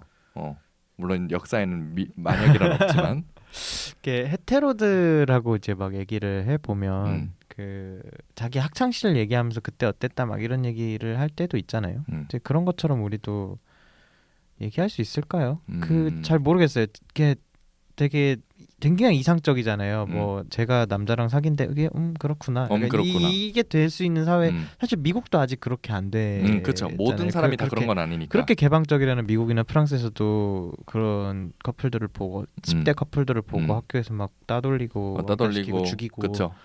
실제로 죽이기까지 하니까. 그렇죠. 가능한 일일까? 어느 순간 딱 끊어질 수 있는 서사일까? 막 그런 생각이 들 때도 있어요. 서서히 바뀌겠죠. 서서히. 뭐 우리가 죽기 전에는 안 될 수도. 어쨌든 보고 못 죽을 것 같아. 상상이 안 돼 사실. 그래서 공교롭게도 딱 지금님 이야기하신 거랑 관련된 영상을 그저께인가 봤어요. 그래요? 무슨 영상이 있어요? 그게? 트위터에서 네. 아니 뭐 유튜브 영상은 아니고 그냥 짧은 틱톡 영상이었어요. 뭐 트위터에 누가 틱톡 영상을 가져와서 올린 건데 미국인으로 추정되는 어떤 남성이 이제 자기 이야기를 쓴 거예요. 게이인데 자기가 데이트를 못 한다. 왜냐하면 자기는 이제 학창 시절에 좋아하는 사람의 손을 잡아본 적도 없고 좋아하는 애한테 좋아한다고 말을 해본 적도 없고 그런 경험이 없이 그러니까 포비아들이 두려워서 그렇게 10대 시절을 보냈고 이제 20대가 되어서 처음 커밍아웃을 하고 나와서 데이트를 하려고 봤더니 여기는 완전히 다 그냥 캐주얼 섹스만을 너무 추구한다거나 아니면 바디 쉐이밍을 한다거나 이런 그런 문화밖에 없다. 정글이지. 거기서 표현하기를 어덜트 데이팅 월드였나 뭐 그런 거 딱 던져졌는데 나는 여기서 도저히 어떻게 관계를 처음 시작을 할지 모르겠다. 맞아요. 그런 얘기를 그래서 자기는 너무 슬프다. 자기는 데이트를 어떻게 될지 모르겠다. 이런 얘기를 하거든요. 근데 그 말이 너무 와닿았어요. 방금 지근님 하신 얘기가 결국 그 맥락이잖아요. 그렇죠. 우리가 10대 때 그냥 좋아하는 사람한테 자연스럽게 나 너 좋아해라고 말할 수 있었고 그래서 이제 그 친구랑 자연스럽게 좀 건강하게 관계를 만들어 나갈 수 있는 연습을 하고 그리고 또 건강하게 헤어지기도 하고 약간 그런 경험을 많이 했다면 우리가 20, 30대에 좀 덜 힘들지 않았을까. 그런 얘기 많이 하죠. 우리도 그러니까 정글에 내던져졌다라는 그러니까 딱 20대 뭐 10대 때 내가 깨달았든 뭐 20대에 깨달았든 그냥 이 바닥에 오려고 딱 걸음을 내딛는 순간 이제 애기호모라는 표현을 쓰는데 진짜 왜 이래? 이런 그러니까 느낌이거든요. 두 번의 사회화를 하게 되는 것 같아요. 맞아요. 한국에서는 특히 그냥 이렇게 일반적인 학창 시절을 겪고 자랐다가 내가 그쪽 커뮤니티에 가려고 하면은 또 그쪽의 룰은 따로 있는 거지. 맞아요. 그러고 지금 사실 30대 되니까 세 번째 사회화를 하고 있다 생각해요. 저는. 저도. 왜냐하면 저도 약간. 갑자기 20대의 신과는 정말 멀어져서 음. 이제 친구들과 그냥 끼리끼리 이렇게 해가지고 정말 행복한 인스타 사진만 찍고 사는 약간 이런 지금의 사회, 지금의 생활. 제가 20대 때는 사실 그거를 잘 이해를 못했었거든요. 그런 이너서클화를 잘 이너서클화를 잘 왜냐면 술 번개도 다니고 그냥 다 같이 이렇게 잘 뭐 놀고 하면 되지. 뭐하러 저렇게 갑자기 30대 되니까 싹 사라져가지고 뭐 사진이나 찍고 다니고 자기네들끼리 호텔 다니고 맞아, 막 이렇게 호텔 다니고 해외 지금은 안 되지만 네. 막 해외 나가서 같이 막 맞아. 뭐 베트남 어디서 이렇게 막 사진 같이 찍고 그쵸, 호텔 그쵸. 가고 그렇지. 그런 것들을 잘 못했는데 이제는 알 것 같은 거예요. 그러니까 이게 표면적인 표현으로는 그냥 이제 뭐 에너지 쓸 게 없어. 약간 딴 사람한테 내 소중한 사람 말고 쓸 에너지가 별로 없어. 약간 이렇게 얘기를 하는데 이제 그건 것 같아. 이제 관계를 새로 만들면서 어떤 그런 지난한 작업들을 거치는 게 또 힘든 거야. 이제는 에너지가 없다기보다는 이제 많이 경험해봤다 그지. 가고 싶은 길만 가겠다. 그렇죠. 사실 또 나이를 먹을수록 뭔가 새로운 사람을 만나는 기회 자체가 잘 안 생기잖아요. 내가 따로 그 시간을 내 가지고 어디 뭐 동호회를 한다던가 그런 거 뭔가 그런 걸 하지 않는 이상 그냥 알던 사람을 보게 되고 그러니까 이게 점점 체에 걸러지는 것 같아요. 그러니까 우리는 좀 그게 덜한 편이긴 해요. 왜냐하면 아무래도 이쪽 사람들은 같은 성적 지향을 공통점으로 모였기 때문에 직업도 아니고 뭐 되게 다양한 직업들이잖아요. 지금 여기 모인 넷만 해도 다 하고 있는 게 다르고 나이대도 굉장히 다르고 막 그러다 보니까 결혼한 헤테로들에 비하면 되게 아직까지는 유연하게 사람들을 만난다고 생각이 들어요. 근데 그게 아닌 이상은 이너서클 안에서 노는 게 더 좀 편한 거죠 이제는. 그러니까 결국엔 이렇게 약간 계단과 같은 새 그 층을 겪는 거잖아요. 그렇죠. 지금 40대는 또 어떨까 또 궁금해요. 또 다르겠죠. 내 주변에 이제서야 40대 진입하는 사람들이 이제 막 주변에 저는 생기기 시작하는데 그 사람들은 어쨌든 내가 어릴 때부터 보았던 사람들이기 때문에 그다지 뭐 그런 생각은 안 들어요. 근데 내가 이제 막상 40대 됐을 때 또 다르겠지. 내 주변에는 어떤 사람들이 있을 것이며 그러면서 이제 또 동시에 나의 10대, 20대를 반복하지 않았으면 한다는 마음에서 또 외국으로 더더욱 나가고 싶어하는 사람들도 또 한켠에 있고 테리가 딱 약간 그런 전형이죠. 여기 나타나는 것처럼 어쨌든 테리는 본인이 살려면 나는 무조건 나가야 한다라고 아예 선언을 하죠. 근데 그 장면이 너무 익숙한 게 그래서 떠난 사람들 진짜 많아요. 주변에도. 제 주변에도 있어요. 그 실제로 캐나다 가서 살고 있는데 그 친구는 처음에 갈 때는 그냥 좀 약간 반신반의했어요. 이 친구가 과연 가서 정말 계속 뿌리를 내리고 잘 지낼까? 왜냐면은 너무 연고 없이 그냥 간 거라.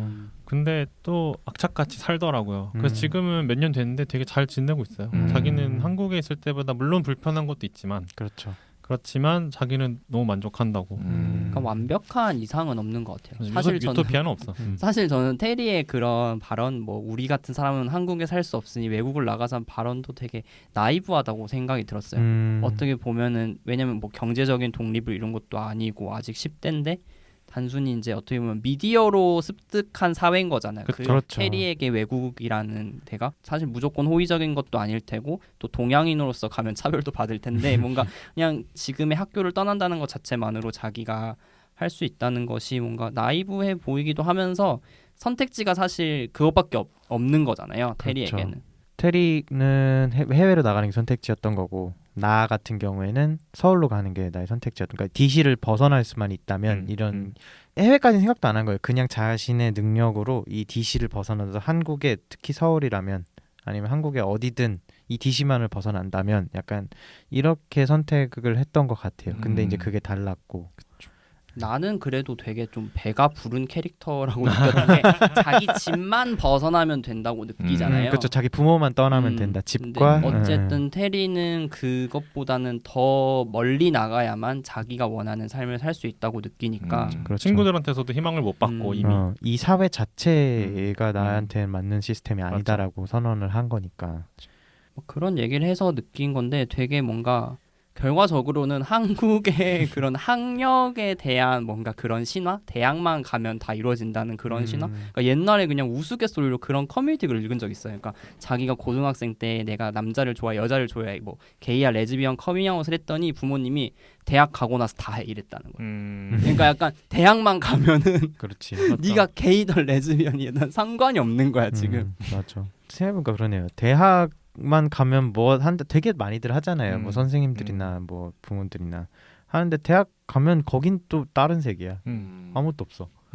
다 된다며 말하잖아요. 요새는 대학만 가면 된다며. 그러니까 90년대 초반까지의 이야기인 거죠. 어떻게 보면.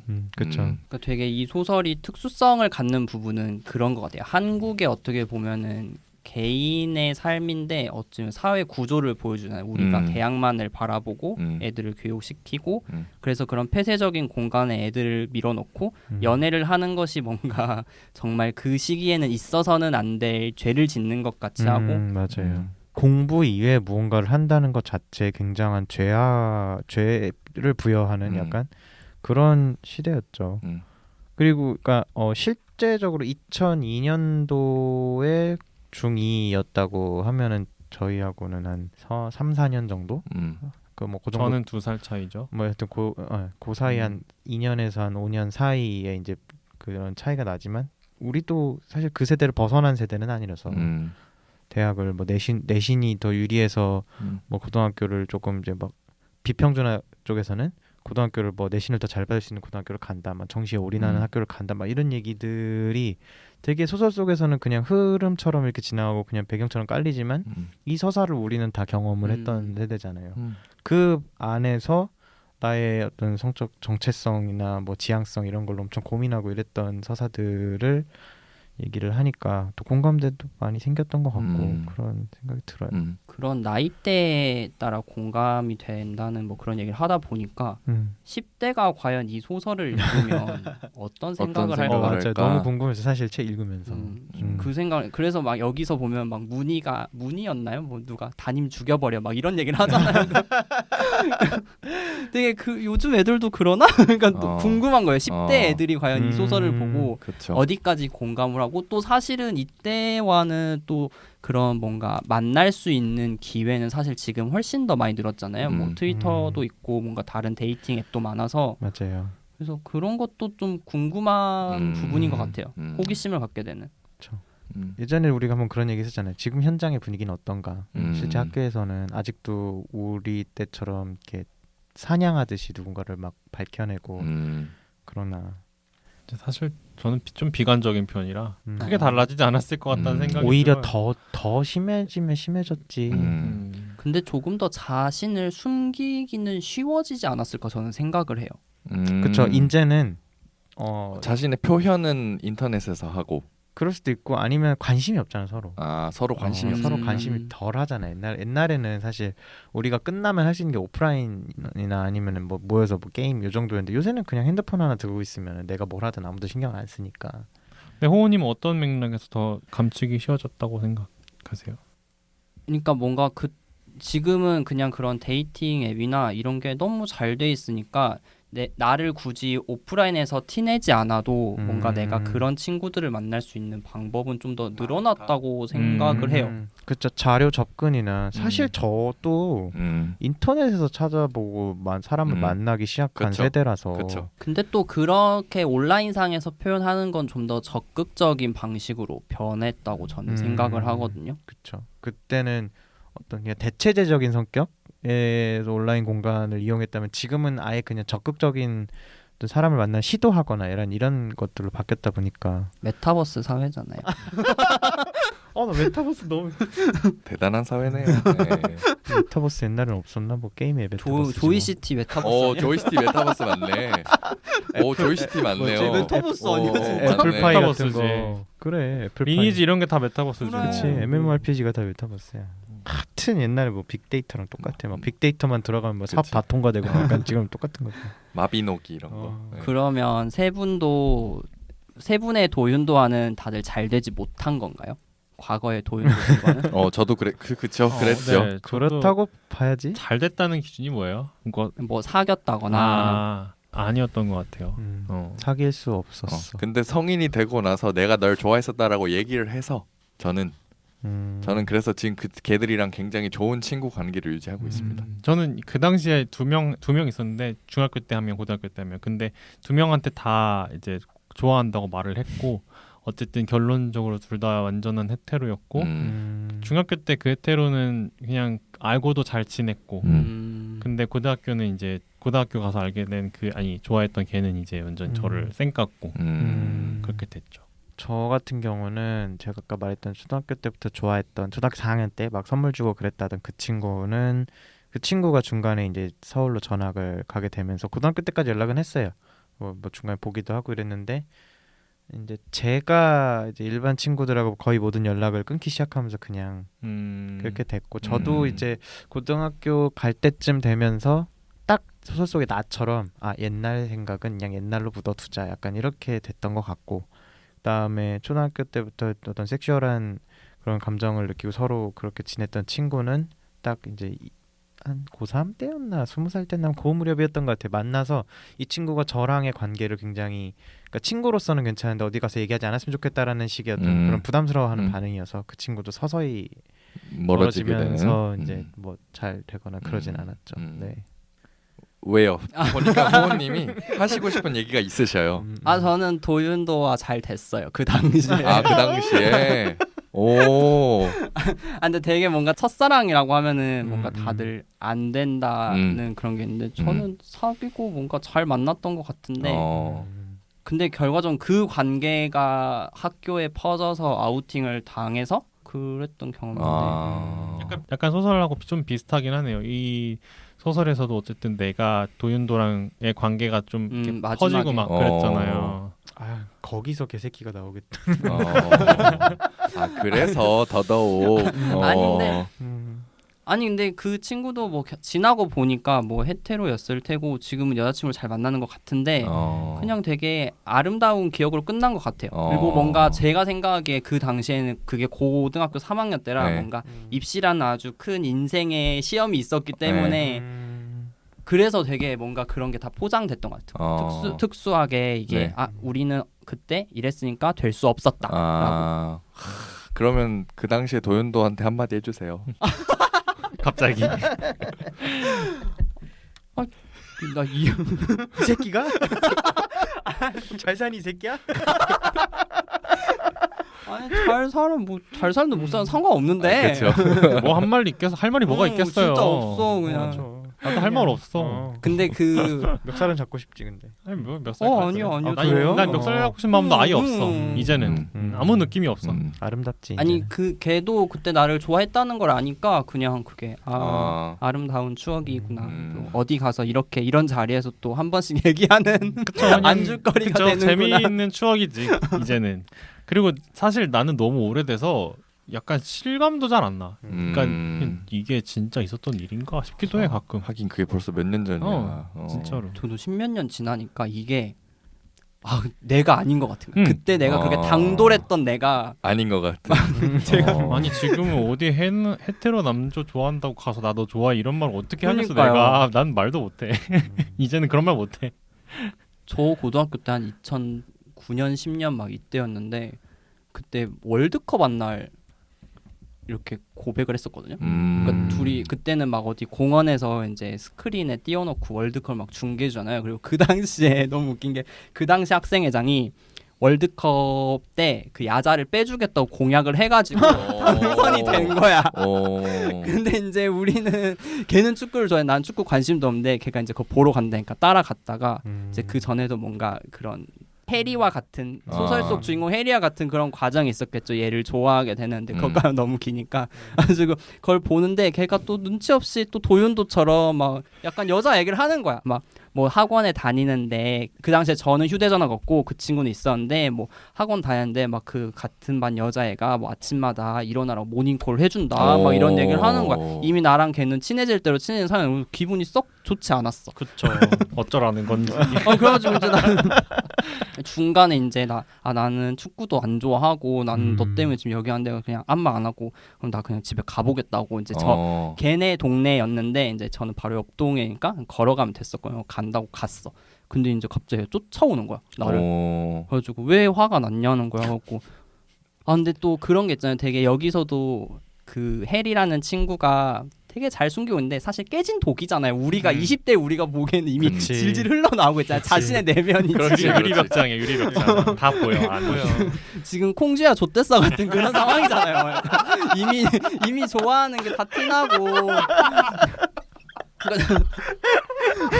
그래서 저도 그 당시에 그랬던 것 같아요. 이제 내가 더 이상 그 순간에 얘를 좋아한다는 마음을 이제는 말을 안 하면 병날 것 같은 거야. 그래가지고 내가 걔 휴대전화를 달라 해가지고 그 휴대전화에다 써줬어. 이러이러한 감정을 내가 가지고 있고 내가 너를 좋아하는데 뭔가 이걸 말해서 안 될 것 같은데 더 참을 수 없게 된 것 같아서 말을 한다고. 근데 그렇다고 해서 너한테 뭐 사귀자가 이런 거 아니고 그냥 내 마음을 말하는 거니까 내일 그냥 또 똑같이 인사하고 재밌게 놀면 좋겠다 하고 존나 뛰어갔어 내가. 창피하니까 존나 뛰어갔어. 이거 쓰고서 봐. 그래서 근데 갑자기 누가 내 뒤에서 손을 잡는 거야.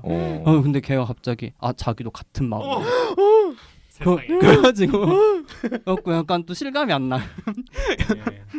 되게 영화 같다. 그래서 기억해요. 사실 그냥 다른 애들처럼 기억날 만하다. 그냥 다른 애들처럼 뭔가 고추 좀 빨고 그런 거였으면 사실 기억 안 날 텐데 그게 오래된 기억인데도 그냥 나도 살면서 영화 한 편 찍었다. 진짜 영화 한 편이다. 뚝딱이네 그냥. 근데 이제 그렇게 사귀게 돼가지고 약간 이야기 나누다가 또 실감 안 나서 왔는데 이제 문제는 그 다음부터인 거죠. 둘 다 사실 그런 좀 연애가 처음이 고르니까 항상 꼬리가 긴 거야. 학교에서 이게 지금은 뭔가 이거를 잘 하잖아요. 그런 걸 잘 알고 티 안 내게 하는데 그때는 그냥 너무 행복하고 그러니까 그게 꼬리가 긴 거야. 그리고 걔가 옆반이었는데 이제 항상 문단속을 하고 가는 친구였는데 이제 항상 그럼 남아가지고 약간 다른 걸 했단 말이야. 우리 둘이서. 근데 이제 그런 게 다 소문이 나버린 거야. 맞아. 이 소설 속에서도 그렇게 나오잖아요. 둘이 도대체 무슨 관계야 이러면서. 그리고 막 학교 뒤편에 가는 걸 봤다, 어쩐다, 막 이런 소문이 다 난 거야. 그래가지고 이제 결과적으로는 고3 수능 앞두고 한 달 전쯤에 헤어졌죠. 그러니까 너무 소문이 안 좋아지고 막 이래서. 진짜 좀 그 당시에 되게 많이 괴롭힘을 당했던 것 같아요. 막 이렇게 뒤에서 대놓고 이렇게 삿대질을 하고 제가 뭐 개다 뭐 이런 얘기하고 그게 또 부모님 귀에도 들어가가지고 고등학교 때 이제 부모님 많이 데리러 오잖아요. 근데 이제 막 우리 엄마가 데리러 왔는데 뒤에서 그 애들이 막 이렇게 막 말을 한 거야. 이제 엄마도 그걸 알게 돼가지고 나한테 막 처신을 잘하고 다니라는 거야. 내가 지금 그래서 그렇구나 이러고. 그러면서 이제 헤어졌는데 뭔가 좀 한동안 미련을 잘 못 버렸던 것 같아요. 그렇죠. 이게 둘이 되게 싫어서 그런 게 아니라서. 그래서 그냥 되게 아름다운 추억이 된 것 같아요. 걔가 오히려 저는 걔한테 미안하고. 너무 재미없는 얘기. 재밌었어요. 너무 이렇게 저 숨 안 쉬고 있잖아요 지금. 갑자기 몰입. 몰입해서 들었어요. 몰입해서. 숨도 안 쉬고 듣고 있었는데. 몰입해서 들었어. 몰입해서. 오늘 1차원이 되고 싶어에 대해서 이제 이야기를 나눠봤어요. 네. 사실 할 얘기 엄청 많고 네. 못한 얘기도 많아요. 저는 춘광사설 얘기도 좀, 그러니까 해피투게더 얘기도 좀 하고 싶었고. 네. 그렇죠. 그 우리도 사실 학창 시절이나 어릴 때 이렇게 누군가를 사랑하면서 되게 지난하고 고통스러운 과정인데 정말 그 봄 햇살 있잖아요. 구름 사이로 비치는 봄 햇살, 춘광사설의 뜻인데 이제 그런 순간들, 진짜 그 짱깔짱깔 비치는 그 햇살에 너무 행복하던 순간들에 대한 기억, 이제 그런 것들이 되게 많았고 그런 것들을 느끼게 할 수 있는 어떤 소설이었다라는 생각.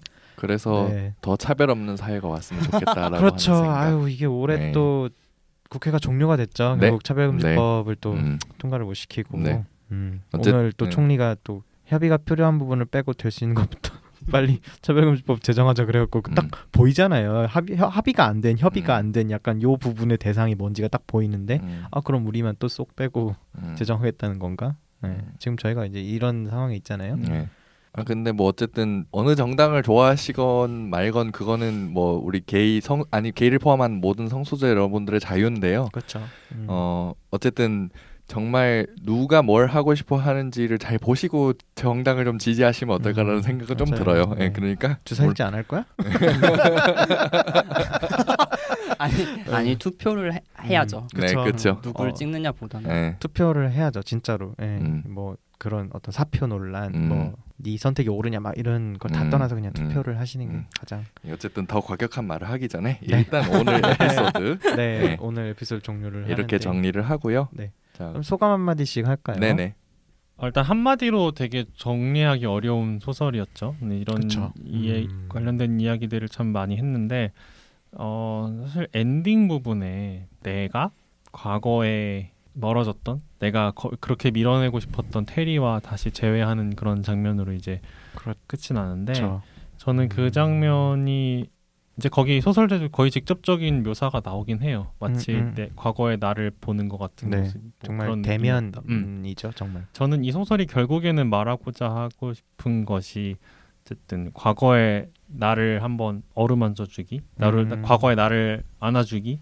저는 그런 거라고 생각을 했거든요. 물론 뭐 다른 이야기도 하고 있지만 그래서 여러분들도 이 소설을 한 번씩 다 읽어보시고 과거에 잊고 있었던 아픈 기억들 물론 복귀가 되겠지만 그래도 한번 좀 토닥여주는 그런 시간을 가지시면 어떨까 그런 생각을 하면서 오늘 소감을 마치겠습니다. 네, 지금님은? 저는 일단 이 소설을 읽으면서 예전 생각도 많이 나긴 했지만 오늘 제가 자꾸 이야기를 할 때마다 뭐 우리 사회가 어쩌고 이런 얘기를 자꾸 끌고 가려고 하는 그게 있잖아요. 저는 읽으면서 사실 그렇죠. 개인적인 그런 서사도 있기는 하지만 얼마나 참 우리나라 고딩들이 얼마나 힘들게 살길래 이런 이야기가 다 유니버설하게 퍼질 수밖에 없는 것인가라는 생각을 읽으면서 전반적으로 K 고딩의 공통 서사. 그렇죠. 좀 많이 한 것 같아요. 근데 생각해 보면 외국으로 나간다고 해서 사실 바뀌는 것도 아니고 결국은 우리가 어떻게 이 사회에 계속 있을 거면 적응해 나가느냐의 문제이기도 하거든요. 이제 그 차원에서 사실 그 중간에 나온 소설이라고도 생각을 하고 그래서 이제 좀 이런 생각을 하면서 약간 자조도 하고 아니면은 뭐 미래에 대해서 비관을 하기도 하지만 어쨌든 제일 중요한 거는 앞으로 우리가 어떤 식으로 해서 우리의 생각을 어떻게 표출을 하고 그거에 따라서 어떤 미래를 만들어 나가느냐가 저는 굉장히 중요하다고 생각을 하게 됐어요. 이 소설을 읽고서. 어쨌든 그래서 왜요? 호호님 왜요? 당황하셨어요? 국회로 보내야 될 것 같아요. 어쨌든 그래서 지금은 굉장히 제가 뭐 때를 보고 있긴 하지만 어쨌든 여러분들 좀 이런 꼭 성소수자뿐만 아니고도 저희 방송을 들어주시는 우리 일반 여러분들 뭐 단어를 어떻게 해야 될지 모르겠지만 성소수자가 아닌 분들 분들도 비키어 분들도 좀 많이 관심을 가져주시기를 그렇게 부탁드리겠습니다. 네. 한나님. 저는 좀 전에 한 것 같긴 한데 저는 추천작으로 좀 가름을 할까 해요. 제가 넷플릭스 최근에 공개가 됐는데 콜턴의 커밍아웃이라는 넷플릭스에서 공개된 다큐인데요. 커밍아웃 서사를 담은 다큐예요. 그리고 이 콜턴이라는 콜턴 언더우드라는 사람은 미국 NFL 그러니까 풋볼 리그 뭐라 그러죠? 그거를 내셔널 뭐라 그래야 돼? 아무튼 프로리그 뭘 물어보시는 거야? 관심 없어. 약간 아무튼 그런 미국은 풋볼하면 진짜 막 엄청난 나라잖아요. 그리고 우리가 미디어로도 접했던 어떤 풋볼의 어떤 남성적인 문화, 여성 리그가 없는 걸로 알고 있어요, 제가. 그러니까 프로 리그가. 네. 아무튼 그런 사이에서 자랐던 사람이 이제 가족과 뭐 코치 뭐 그런 친구들한테 이제 커밍아웃을 하면서 본인이 학창 시절에 어땠다. 어떤 두려움이 있었고 나를 위축하게 하는 건 어떤 것들이었다면 이런 얘기들을 하면서 그리고 그 본인이 둘러싼 어떤 이 사람이 커밍아웃 자체를 되게 늦은 나이에 했어요. 28, 9 막 이런 나이 때 한다 보니까 이제 처음 경험하는 게이 세계도 처음 경험하면서 뭐가 싫고 뭐가 좀 어색하고 이런 얘기들도 나오는데 이 소설을 읽고 그것들을 본다면 조금 더 이해가 되는 그러니까 내 학창 시절은 어땠다면 이런 것들이 좀 이해가 되는 그런 보조적인 자료 같은 느낌일 것 같아요. 그래서 제목이 다시 뭐라고요? 콜턴의 커밍아웃 음. 네 이런 건데 아무튼 그리고 음. 나를 구성하는 것들이 굉장히 많았구나. 네, 지금의 나를 만들어 주는데 잊고 지냈던 어떤 그런 서사들, 네, 내가 어떻게 사람을 또 지금의 이제 지금의 사람을 사랑을 하고 뭐 어떠고 있는지들이 바탕이 다 거기서 나오구나. 힘들긴 했지만 이제 그런 것들을 생각할 수 있었던 소설이었던 것 같습니다. 네. 와. 아유 고맙습니다. 자 마지막으로 호호님. 일단 너무 급하게 와가지고 급하게 녹음하고 아유, 너무 고생하셨어 오늘 오시느라. 아니 또 말을 하자면 8시 55분 비행기가 12시 20분으로 밀려가지고 네 시간을 공허하게 말도 안 되는 계셨어, 진짜. 연착이었어요 진짜. 3시간 반 4시간을 공허하게 계셨던 거 아니에요? 그랬는데 되게 뭔가 느긋한 뭔가 타임 스케줄을 가지고 와가지고 원래 계획은 같이 점심을 먹고 그때 맥주 한 잔을 하면은 딱 이게 말이 술술 나오겠구나 이랬는데 그냥 뛰어오느라고 생각도 없었고 저도 소설 읽으면서 약간 그런 작가님 자체가 그런 것 같아요. 내가 이걸 썼는데 너네 옛날 기억 안 할 거야? 근데 그런 포인트가 너무 많은 거야. 맞아요. 이거 하나 던져서 안 돼? 그럼 다음 걸 또 던져. 그래서 계속 나의 과거를 이제 갈퀴로 이렇게 긁어내는 듯한 그런 거. 네, 삼식님이 말씀하셨던 것처럼 또 그때의 나를 어루만져준다고 하셨잖아요. 그것처럼 그때의 내가 그 당시에 내가 그때의 나를 생각하는 것과 지금 좀 십몇 년이 흘려서 내가 그때의 나를 보는 건 또 다른 것 같더라고요. 그리고 한나님 말씀하신 것처럼 또 나를 이루는 것들이 그때 소설 속 내가 나이기도 하면서 테리이기도 하면서 도윤도였던 그런 것들이 뭔가 지금의 나를 이뤘다는 것에서 좀 한편으로는 뿌듯함도 있는 것 같아요. 내가 그래도 이런 걸 겪으며 살아서 이 자리에도 나와서 이렇게 썰도 풀고 그렇지. 나 아무것도 안 한 사람 아니다. 그러니까 나 열심히 살았구나. 나 열심히 살았다. 공부만 안 했구나 이러면서 공부 빼고 다 했구나. 맞아. 그래서 이거 읽어도 되나요? 작가의 말을 그때 표시해 왔었는데 네네. 그 작가님이 마지막 작가의 말에서 나와 비슷한 희망 혹은 절망을 품고 있는 누군가에게 이 소설이 가닿을 수 있으면 좋겠다. 소설 속 인물들의 치기 어린 질주로 말미암아 차마 들여다볼 수 없었던 과거의 어떤 시절을 마주할 수 있게 된다면 작가로서 그만큼 기쁜 일도 없을 것이다 라고 이제 말미에 쓰셨는데 저희가 이야기했던 것들이 다 그런 것들 같아요. 그때는 뭔가 힘들고 그랬던 것들을 우리가 지금 와서 복귀하는 게 굳이 그 상처에다 소금을 뿌리는 게 아니라 이제는 그게 사실 흉터가 됐겠죠. 근데 그 흉터를 앞으로 가져가는데 그걸 보면서 그때를 생각하면서 그래도 그런 것들이 있었고 삼식 씨가 말씀하셨던 것처럼 그래도 그때는 행복했다. 그런 것들. 행복은 했다. 그래서 되게 좋은 소설인 것 같아요. 다음이 기대되는 소설인 것 같습니다. 네. 그래서 영상화돼도 재밌을 것 같아요. 맞아요. 저도 그 생각했어요. 이거 드라마나 영화를 만들어도 재밌겠다. 그런 생각을 좀 했죠. 그래서 사실 제가 아까 한나님하고 방송 전에 잠깐 만나서 얘기를 했는데 언젠가 박상현 작가님을 모시면 너무 좋겠다.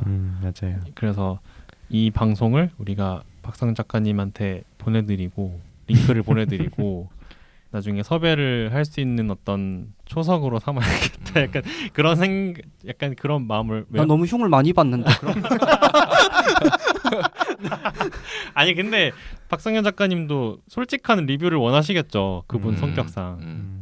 그분이 모르죠. 뭐, 모르죠. 혹시 듣고 계시다면 글 열심히 쓰세요. 지켜보고 있으니.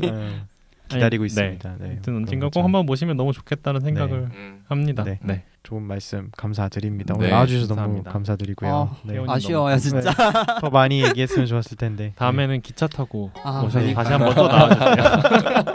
얼른 또 다음 작품이 나오기를 빌어야겠네요. 그때 네. 또 불러줄 테니. 네네네. 그때 좋습니다. 또 모시겠습니다. 네. 들어주신 분들 모두 감사하고요. 좀 길었지만 재미있게 들어주셨으면 좋겠습니다. 네, 저희도 즐거운 시간이었고 또 들으시는 분들도 또 잘 들어주셨으면 좋겠네요. 네, 그럼 저희는 다음 방송으로 찾아뵙겠습니다. 네, 감사합니다. 감사합니다. 오늘의 PC방 이용료는 좋아요와 구독으로 받겠습니다.